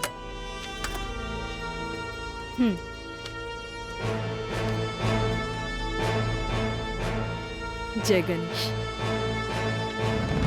ई कामता हो गई। अब बैंक के दस्तखत लेवे के पड़ी। वो आप हमरा पे छोड़ दी, वो हम ले ले। ठीक है।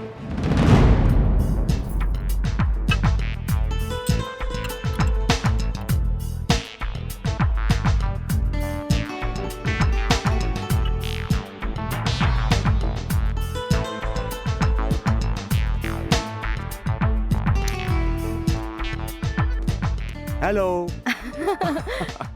हाय। सॉरी यार, आवे में थोड़ा लेट हो गया। अच्छा यही देखा, हम तोरा खातिर का लेके आइल बानी। अच्छा पहले चाय पिया। इला।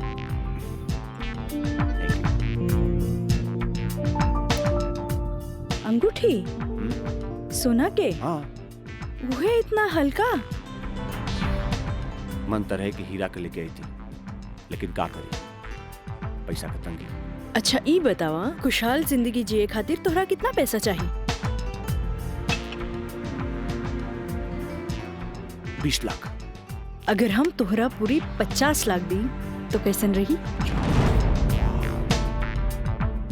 उसे ही रही। समझ ला, अनार के आंख मिल गई। तो चला फटाफट ई पेपर पे साइन कर दा।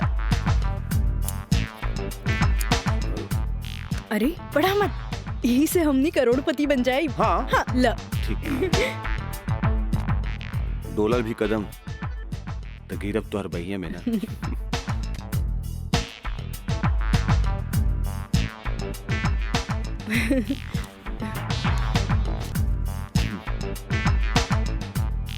आज से हमनी का नया जिंदगी का शुरुआत। रोमांटिक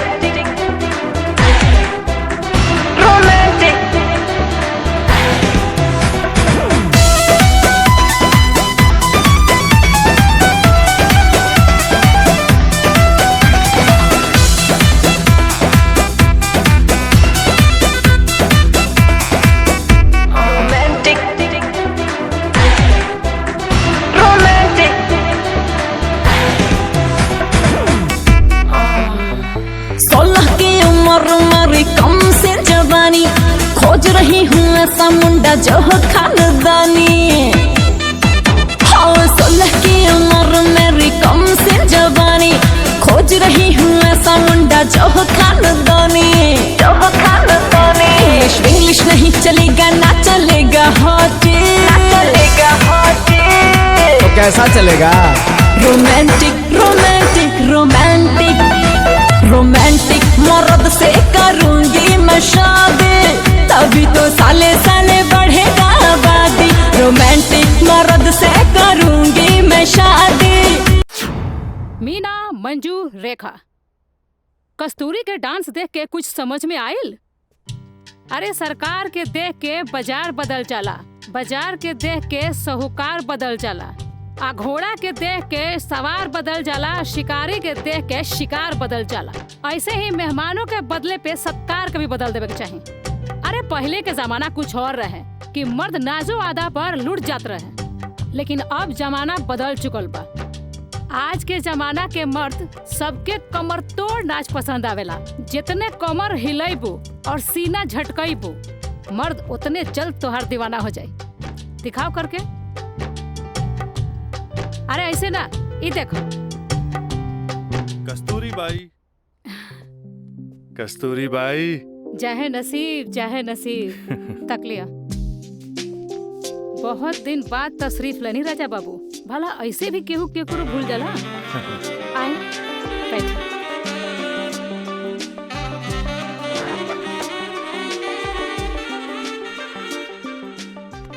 ना कस्तूरी बाई, हम भुलाइल नहीं की।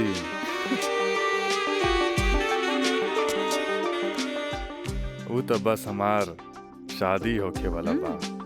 ओकरे तैयारी खातिर हम अपना माई के संगे खरीदारी में बिजी रही। फुर्सत पाते तहरा लगे आ गई नहीं। अच्छा एगो बात बतावा, कोनो बेहतरीन डांसर बा हमरा बियाह में नाचे खातिर? बानो एगो नया परिंदा बा। हाँ। मंजू, राजा बाबू का उहाँ ले जा जहाँ आज निराली का प्रोग्राम होता। आई जाए।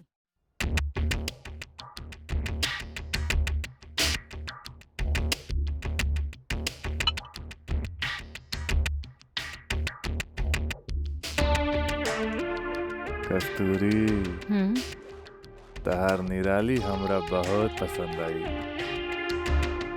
पसंद तो आ गल राजा बाबू, लेकिन ओकर रेट तनिक कड़क बा। पूरा 5 लाख लेतिया। लाख 2 लाख तो हम तारा पे ऐसे ही उड़ा दिला। तब 5 लाख कौन बड़का चीज बा?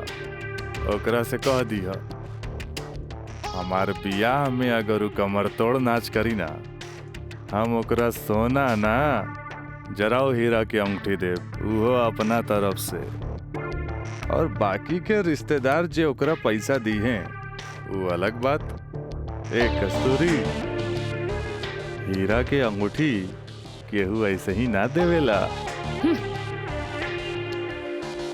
अच्छा तो ऊ रवा दिलो दिमाग में इतना घुस गइल बिया।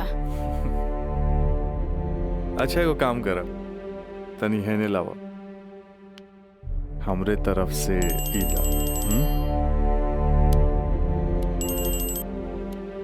हाँ डैडी, का बात बा? तू जहाँ बाड़ा जल्दी से चल आवा। ठीक बा, हम अभी आओ तानी।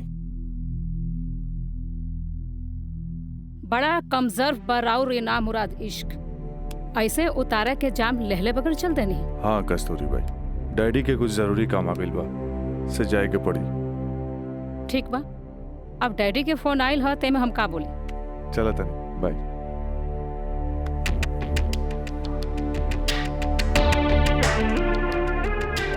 हीरा के अंगूठी तो दे गई, लेकिन तेरा दिल में गड़ल निराली के तीर निकाले के पड़ी।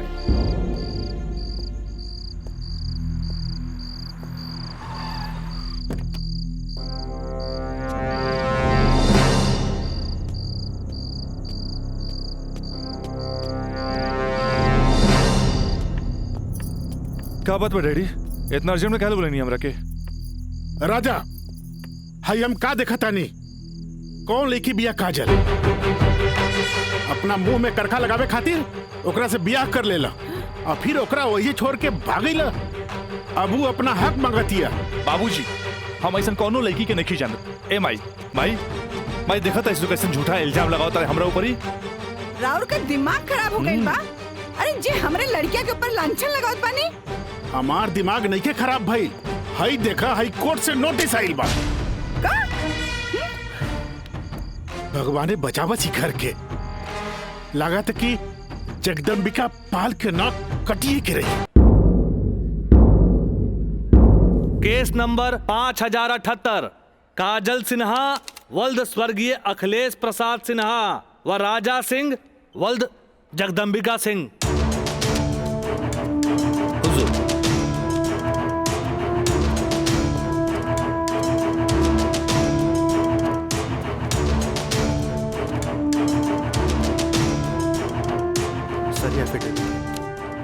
केकर? गवाहन के। अच्छा ठीक है, चल बेटा। मिलॉर्ड, असल में ये एक अमीर आदमी के प्रताड़ित करे वाला केस है। साथ में पढ़े वाला 2 बालिग दोस्त के आपन मर्जी से हम बिस्तर होए के केस आई ऑब्जेक्ट मिलॉर्ड। हमार फाजिल दोस्त एकदम बेकार का बात कर रहल बड़न। सच्चाई तो यही है कि हमार मुवक्किल काजल कबिया राजा के साथे बाकायदा मंदिर में भैल रहे और यह 2 गवाहन के एफिडेविट, एगो राजा का सबसे खास दोस्त मयंक और दूसर बियाह कराए वाला पंडित। आप देख ली। 4 साल बाद हमार फाजिल दोस्त के मुवक्किल कहाँ रहले? सच्चाई तो ई बा जज साहब कि हमार मुवक्किल राजा के शादी रोक के रुपया ऐठे के एगो षड्यंत्र बा, षड्यंत्र। शादी? कैसन शादी? अरे राजा का शादी तो पहले ही हो चुकल बा। अगर दोबारा शादी भइल ना तो तोहार मुवक्किल जेल जाई, जेल। बस जज साहब बस, हमू इनका से यही पूछा तानी कि आखिर ये किस्सा 4 साल बाद ही काहे उठावल गई, बताई? हम बतावा तानी जज साहब।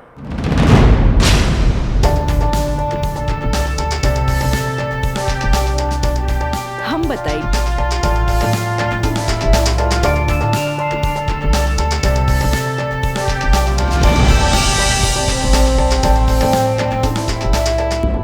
मिलॉर्ड, हम चाहेब कि ये केस हम खुद लड़ी।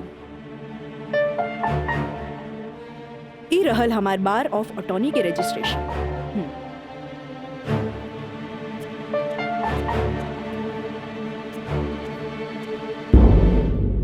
ओके, you can proceed. Thank you sir. आशीर्वाद दी। खुश रह। चल।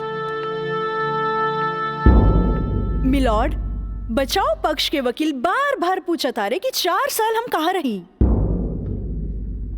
मिलॉर्ड, 4 साल इनके मुवक्किल राजा जैसन तमाम मुजरिमों के सजा दिलावे खातिर ई चोंगा बहुत जरूरी रहे।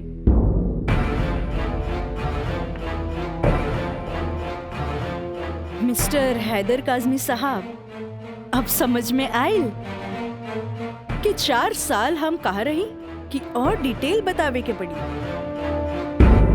तो मिलॉर्ड, हम केस के स्टडी खातिर हमरा के कुछ समय चाहिए। हाँ, कोर्ट इंस्ट्रक्ट करती है कि राजा की शादी रोक दी जाए जब तक कोर्ट का फैसला ना हो जाए। बचाव पक्ष के वकील की रिक्वेस्ट पर यह कोर्ट मुअत्तिल की जाती है।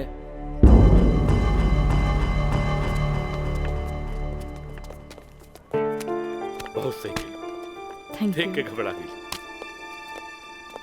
तुरंत चल गई। बहुत अच्छा। ए वकील साहब, कोर्ट से समय काहे ले लेनी हो? तका करती तू हमरा के बतेबो ना कैला कि लड़की खुद वकील बिया। अरे तय से आपके का फर्क पड़ी? तू का समझबा कि हमरा का फर्क पड़ी? वो लड़की के आईपीसी आदि कानून के सब धारा मालूम हुई। एक खातिर हमरा के जीरा में सावधानी बरते के पड़ी। खैर तू चिंता ना कर, अब अगला तारीख लेवे दा हमरा के। वकील साहब, अगला तारीख रहुआ जल्द से जल्द ले लिहल जाओ और रहुआ पैसा के चिंता एकदम न करब। हम पैसा के चिंता ना करब, अगला तारीख जल्दी ले ले हम। चलो चलो बाबूजी, चलो चलो।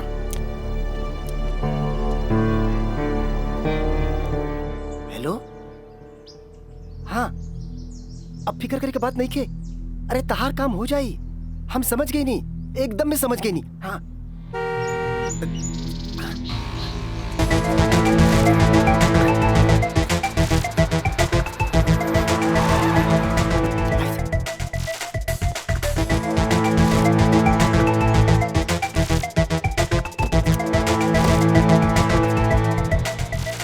हटा ना, ये पाइप पे कर दिया बे। रखा था नहीं, रखा था नहीं। हाँ।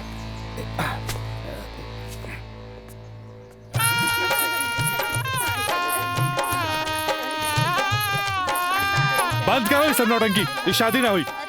अरे हटा यार, सब हटा। अरे ऐसे ना शुभ बात काहे करता रहा? हम सही कहा था नहीं भाई, अभी भी आना हुई। अरे अरे ही का, अरे तो हर दिमाग खराब हो गई लड़का। बियाह करे से पहले हमरा से पूछ लेना रहा का? आए का जरूरत है ऐसा बियाह करे के? का करती वैसे ना मानत रहे हम कानून से बचे के खातिर बियाह के नौटंकी कर देनी। तो जाके ओकरा बुला करके घर लिया बा। अरे बाबूजी अगर ऐसा ला के खड़ा कहीं नू तो ऐसा कितना पतों से तारी घर भर जाई बुझाइल। तो फिर का करबा तू? अब हम देखें हमरा का करे के बा। बहुत हो गई बहुत हो गई। हड़ा सब देखा देख रहलू ना तू? एकर दिमाग चल गई बा।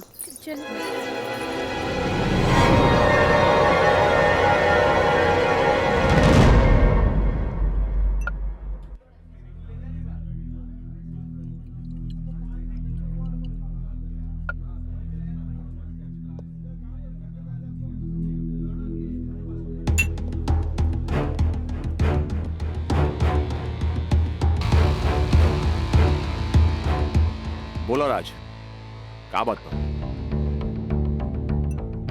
पहले पेट तब भी बहुत दिन का बाद मिलल बा।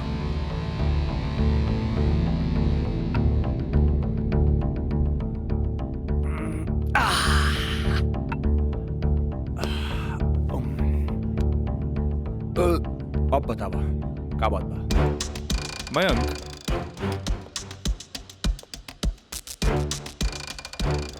भाई तोरा अपन बयान बदले के पड़ी। एफिडेविट के बाद भी? दोस्ती खातिर।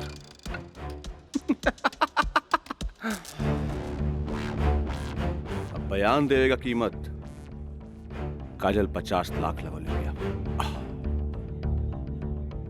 बयान बदले के बाद बयान बदले का कीमत 1 करोड़। 1 करोड़? यस 1 करोड़। कहे से कि हमरा काजल से ब्याह करके सेटल भी होके के बाद, और हम तोहरा जैसा अमीर त नहीं की। और हाँ, अगर डीलिंग मंजूर होके तो तारीख से पहले आ जाइए। अच्छा हम चलत नहीं।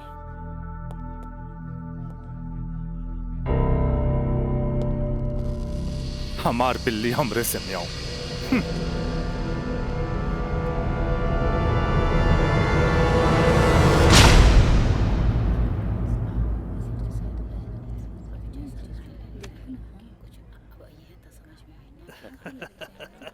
आज हम ही जीतब। केस बहुत बढ़िया बा। Order order. बचाव पक्ष अपनी बात रख सकते हैं। योर ऑनर, बचाव पक्ष के हमार मुवक्किल राजा के हम कटघरा में बुलावल चाहब। ओके यू कैन।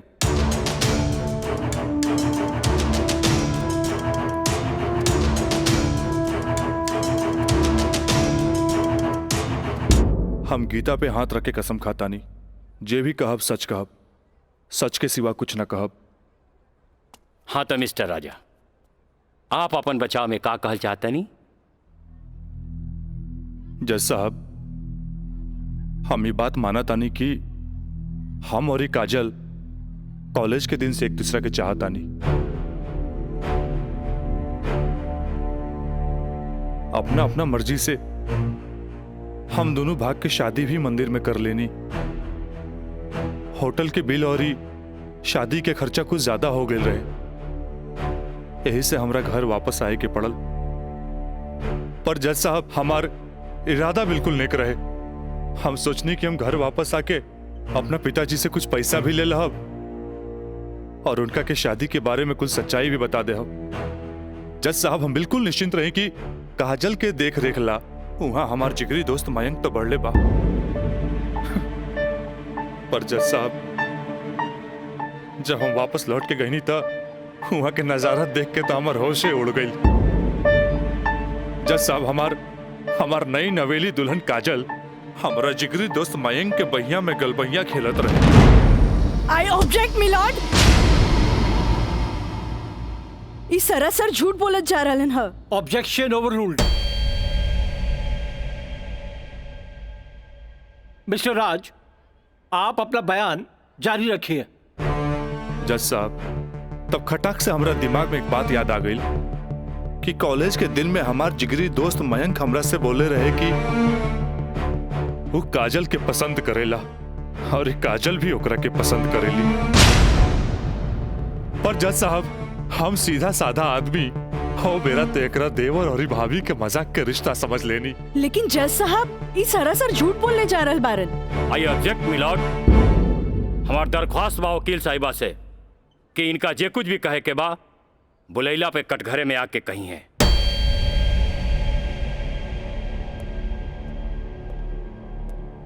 आप कंटिन्यू कर सकते हैं मिस्टर राज। जज साहब कोई भी आदमी अपना बीवी के केहू दूसरा के भैया में देखी तो ओकरा मन मस्तिष्क पर का गुजरी ये आप अच्छे से समझ सकीले जज साहब। मिलॉर्ड ई सरासर झूठ के पुलिंदा आपके सामने रखल जा रहल बा। कोर्ट के गुमराह करे की कोशिश करी जा रहल बा। तया पानी ना कोर्ट के सही रास्ता दिखावे वाली। अरे घबराई ना, जल्दी ही रहुओ के बयान देवे के समय मिली।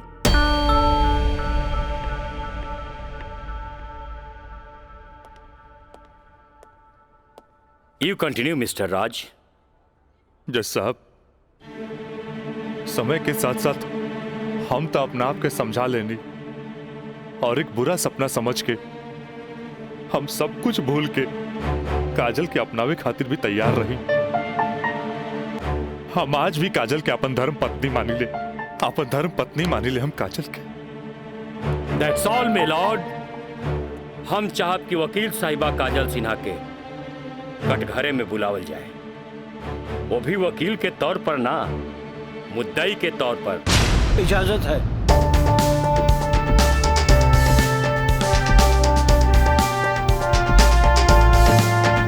जाइए आप बैठिए। हाँ तो काजल सिन्हा जी, हम चाहब कि आपन प्रेम कहानी अपने ही जुबान से बयां करी। जज साहब ये बात सच है कि हम राज से प्रेम करे लगनी। मतलब ई कि और पहले केहू से प्रेम करत रहनी, बाद में राज से प्रेम करे लगली? जी ना, पहले हम राज से नफरत करत रही, बुझनी?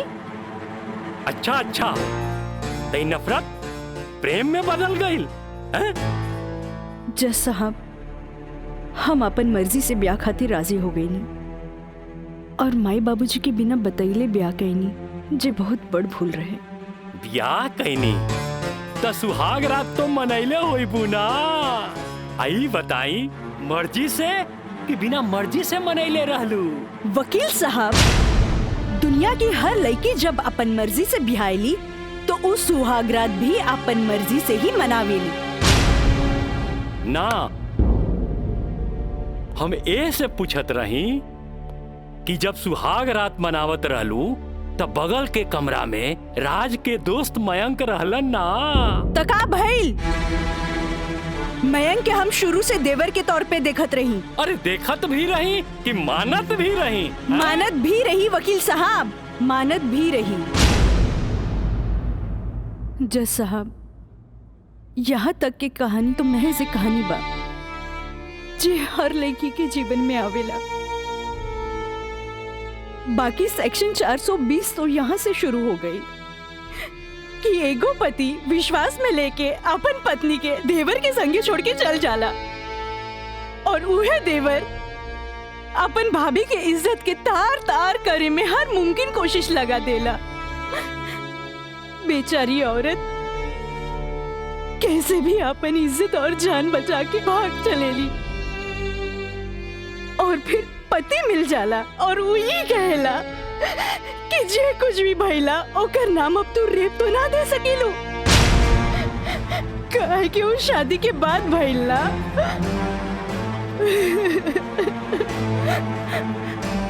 और रहल बात शादी के तो तू सो कॉल देवर से कर सकेलू, काहे के ओकरा हमार झूठन खाए के आदत है।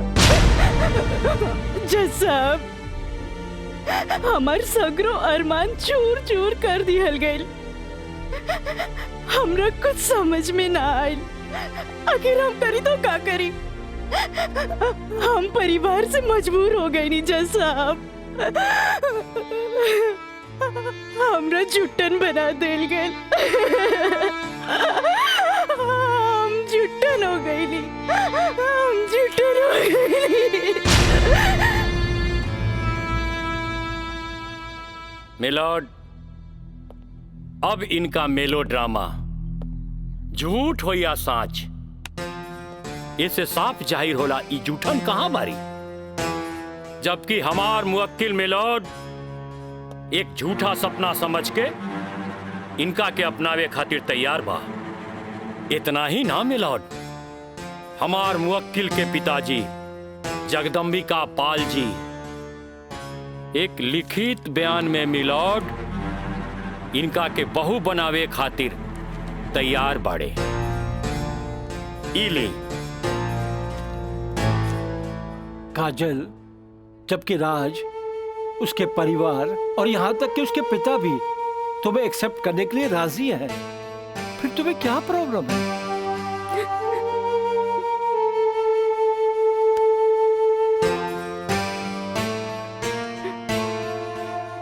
तुम बोलती क्यों नहीं हो? कुछ तो बोलो। मिलॉर्ड, वहाँ मर जान के खतरा है। वाह मिलॉर्ड वाह, जौन परिवार के जिला जवार में रिस्पेक्ट बा, जौन परिवार पर आज तक कोनो क्रिमिनल केस नहीं थे, आ वो परिवार के साथ इनकर जान के खतरा बा। Now picture is very clear milord. जज साहब, हम वकील साहब से ई पूछे के चाहतनी, जब इनकर मुंह वकील और उनकर पूरा परिवार वो लड़की के एक्सेप्ट करे के रेडी बा, तब उनकर घर में दूसर शादी की तैयारी काहे चलत रहे? हमरा त लागता कि ई लोग कानून के अंधा समझ के ओके बेवकूफ बनावे चलल बा। आज के लिए कोर्ट मुअत्तल की जाती है। The court is adjourned for further dates.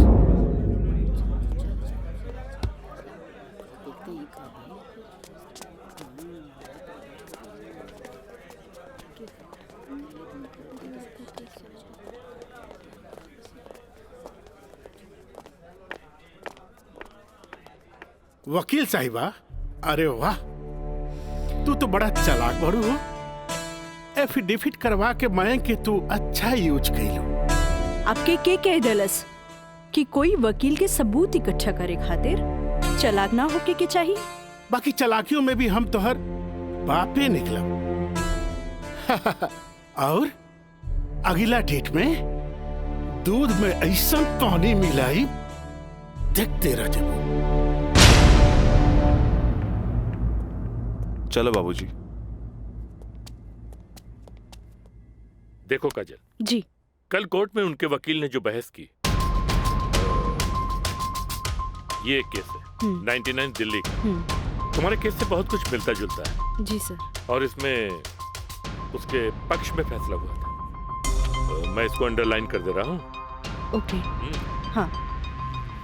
तो ये पॉइंट जो है,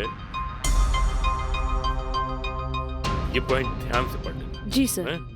और कल तुम्हारी बहस में ज्यादातर ये बातें होनी चाहिए। ओके। समझ गई ना मिथिलेश? जी। थोड़ा ध्यान रखना, ये सारे पॉइंट्स इसके दिमाग में बैठ जाने चाहिए, क्योंकि सारी बहस इसी पर होनी है। जी।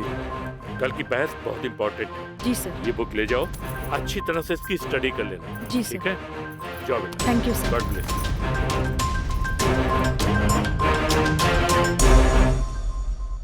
आँख कहेली कि एक नया इंसान देख ले, लेकिन दिल कहेला कि ना।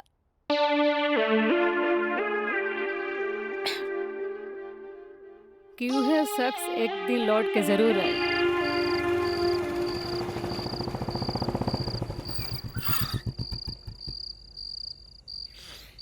जफाव ने मारा, वफाव ने मारा। निराली, अरे निराली, मुझे तेरी अदाओं ने मारा।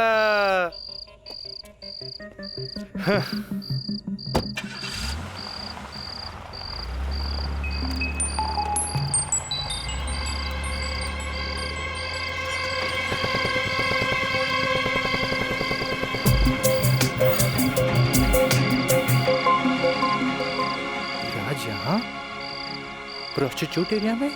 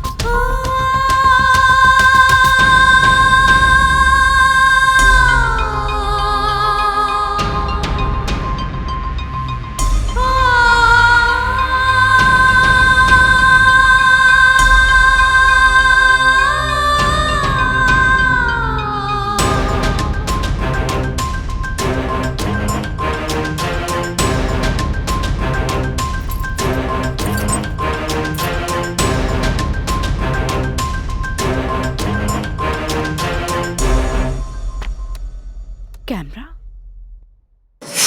अब जाए भी और जल्दी आई। ठीक बा।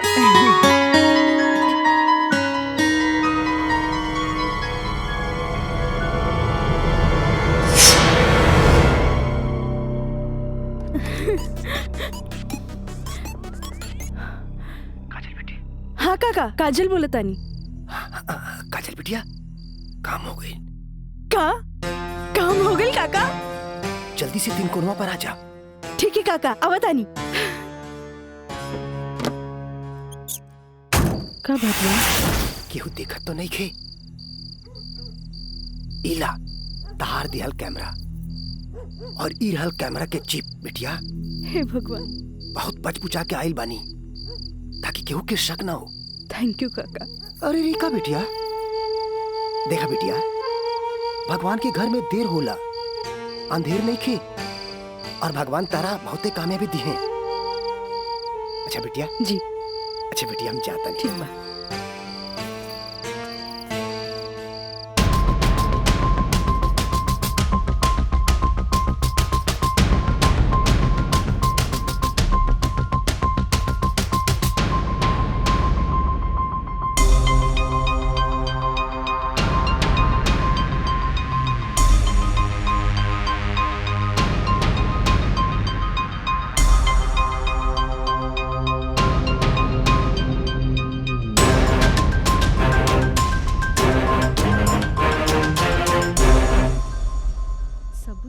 दे देनी। हाँ बाकी सर आ गए ले।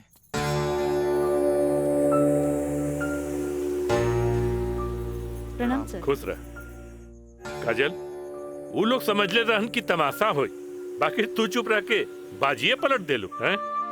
तू जौन भी सबूत हमरा के देले रहलू, हम सब स्टडी कर ले बहुत सही है। I am proud of you बेटा। Thank you sir. God bless you. Mithilesh ji, कल कोर्ट पे मिले थे। ठीक बा सर। ठीक है, चलो। प्रणाम सर।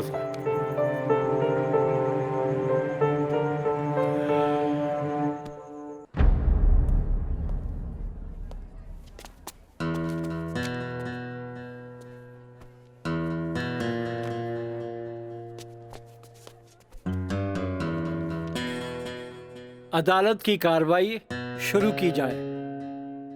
जा बेटा।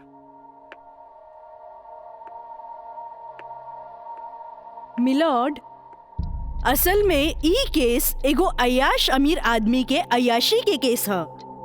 साथ में पढ़े वाली छात्रा के अपन अय्याशी के जाल में फंसा के ओकर असमत से खेले के केस है।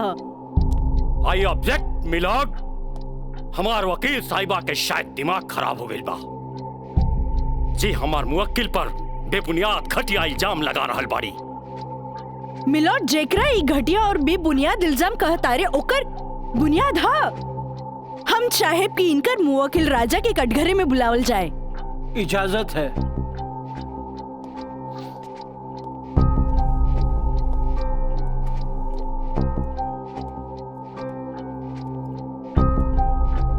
जज साहब, ई उहे आदमी ह जे लड़की के चाय के कुर्बा समझेला, जे के पिया और फेंक द। इनकर अयाशी के सबूत के तौर पर हम अपन एगो गवाह पेश करे के चाहतानी। इजाजत है।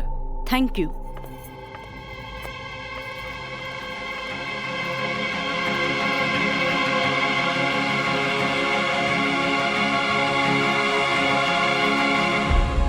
जज साहब, इस शहर के जानल मानल तवाइफ कस्तूरी बाई ह।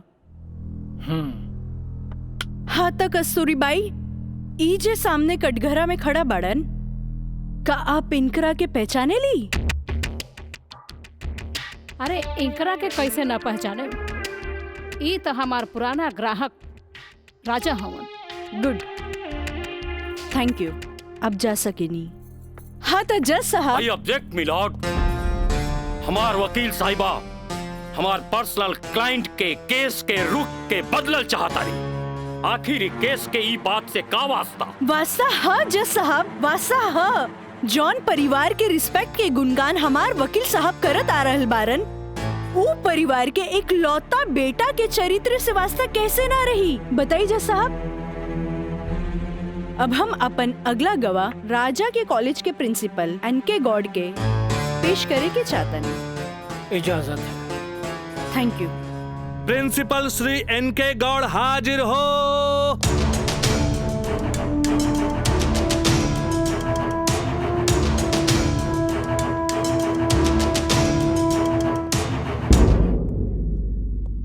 हाँ तो प्रिंसिपल साहब, आपकी कॉलेज की एक छात्रा काजल सिन्हा के साथ जब ई शख्स सरेआम छेड़खानी कैलस और जब वो आपसे रिपोर्ट करे के बाद पुलिस में जात रही, तब आप का कहनी? हम ओकरा के पुलिस में जाए से रोकनी और राज के हिदायत देनी कि आपन आदत से वो बाज आवे, काहे कि हम ना चाहत रही कि रसूखदार परिवार पर कोई आँच आवे। Thank you. नोट किया जाए मिलॉर्ड।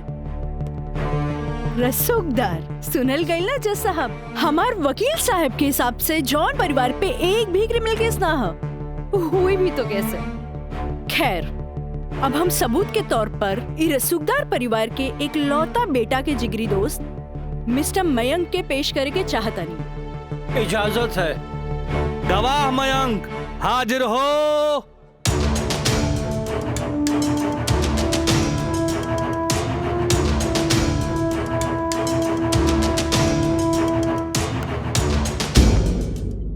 हाँ तो जज साहब। जज साहब, हमार वकील साहिबा खामोखा अदालत के वक्त के बर्बाद कर रहल बाड़ी और उस सवाल के जवाब देवल नहीं की चाहत जेमे बियाहता के पति और पति के पूरा परिवार बियाहता के रखे खातिर तैयार बा। तही बात में कौन जान के खतरा बा? बियाहता ई शख्स उहे आदमी बाड़न जेकर मदद से शादी जैसन पवित्र बंधन के आड़ में कानून के धोखा देवे के साजिश रचल गई, जेकर रचयिता बाड़े मिस्टर राजा और साथ देवे वाला बाड़न मिस्टर मयंक। हाँ तो मिस्टर मयंक, तू अपन जुबान से ही उस सो कॉल शादी के आंखों देखा हाल बतावा। वैसे मिलॉर्ड, सबूत के तौर पर हम अदालत में एगो वीडियो क्लिप पेश करे के चाहतन। Thank you sir. Objection milord, यहाँ कोनो टीवी शो नहीं खे। अखामोखा वकील साहिबा हमनी के और अदालत के वक्त के बर्बाद कर रहल बाड़ी।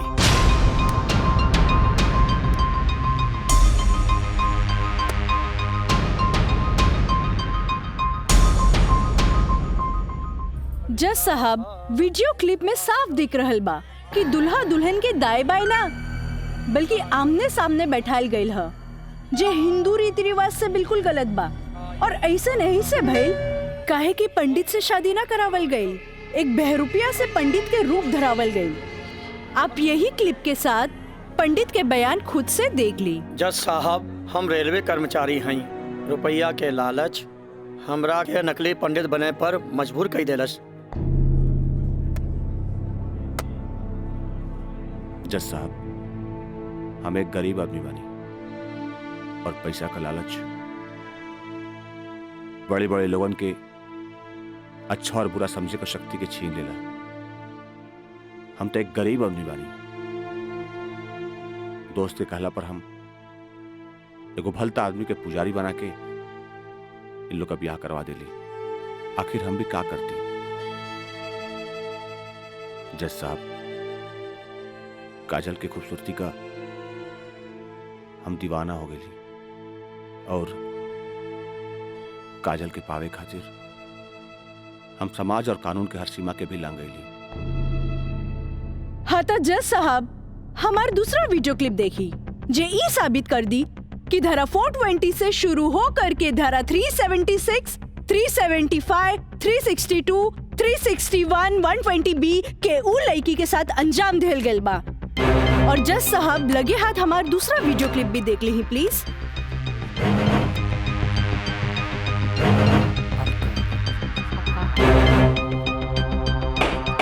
Order order. हटाओ हटाओ। हम सही कहा था नहीं भाई, अभी बियाह ना हुई। तोहरा के बियाह करे के कौन कहले रहे? तो का करती? वैसे ना मानत रहे तो हम कानून से बचे के खातिर बियाह के नौटंकी कर देनी। जाके ओकरा बुला के घर लिया। अरे बाबूजी, अगर ऐसे ला के खड़ा गई नू तो ऐसा नहीं कितना पतों से तारी घर बढ़ जाई बुझाई।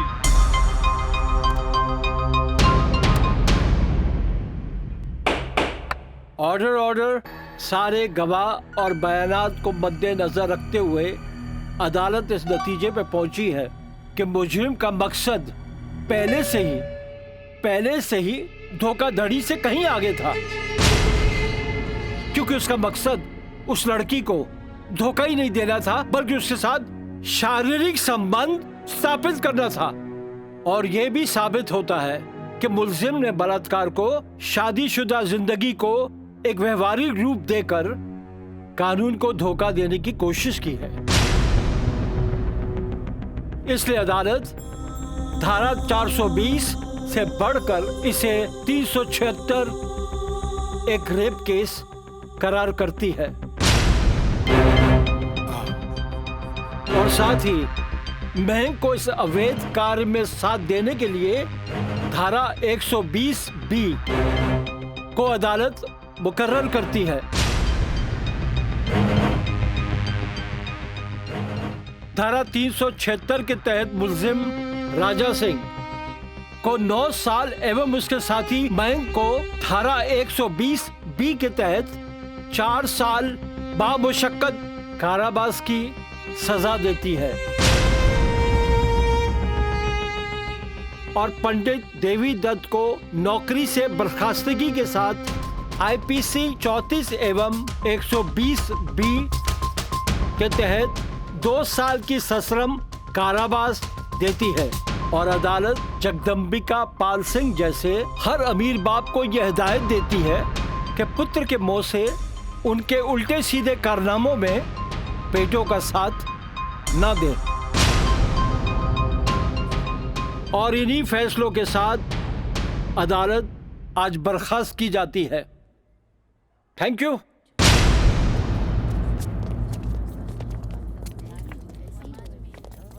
सर,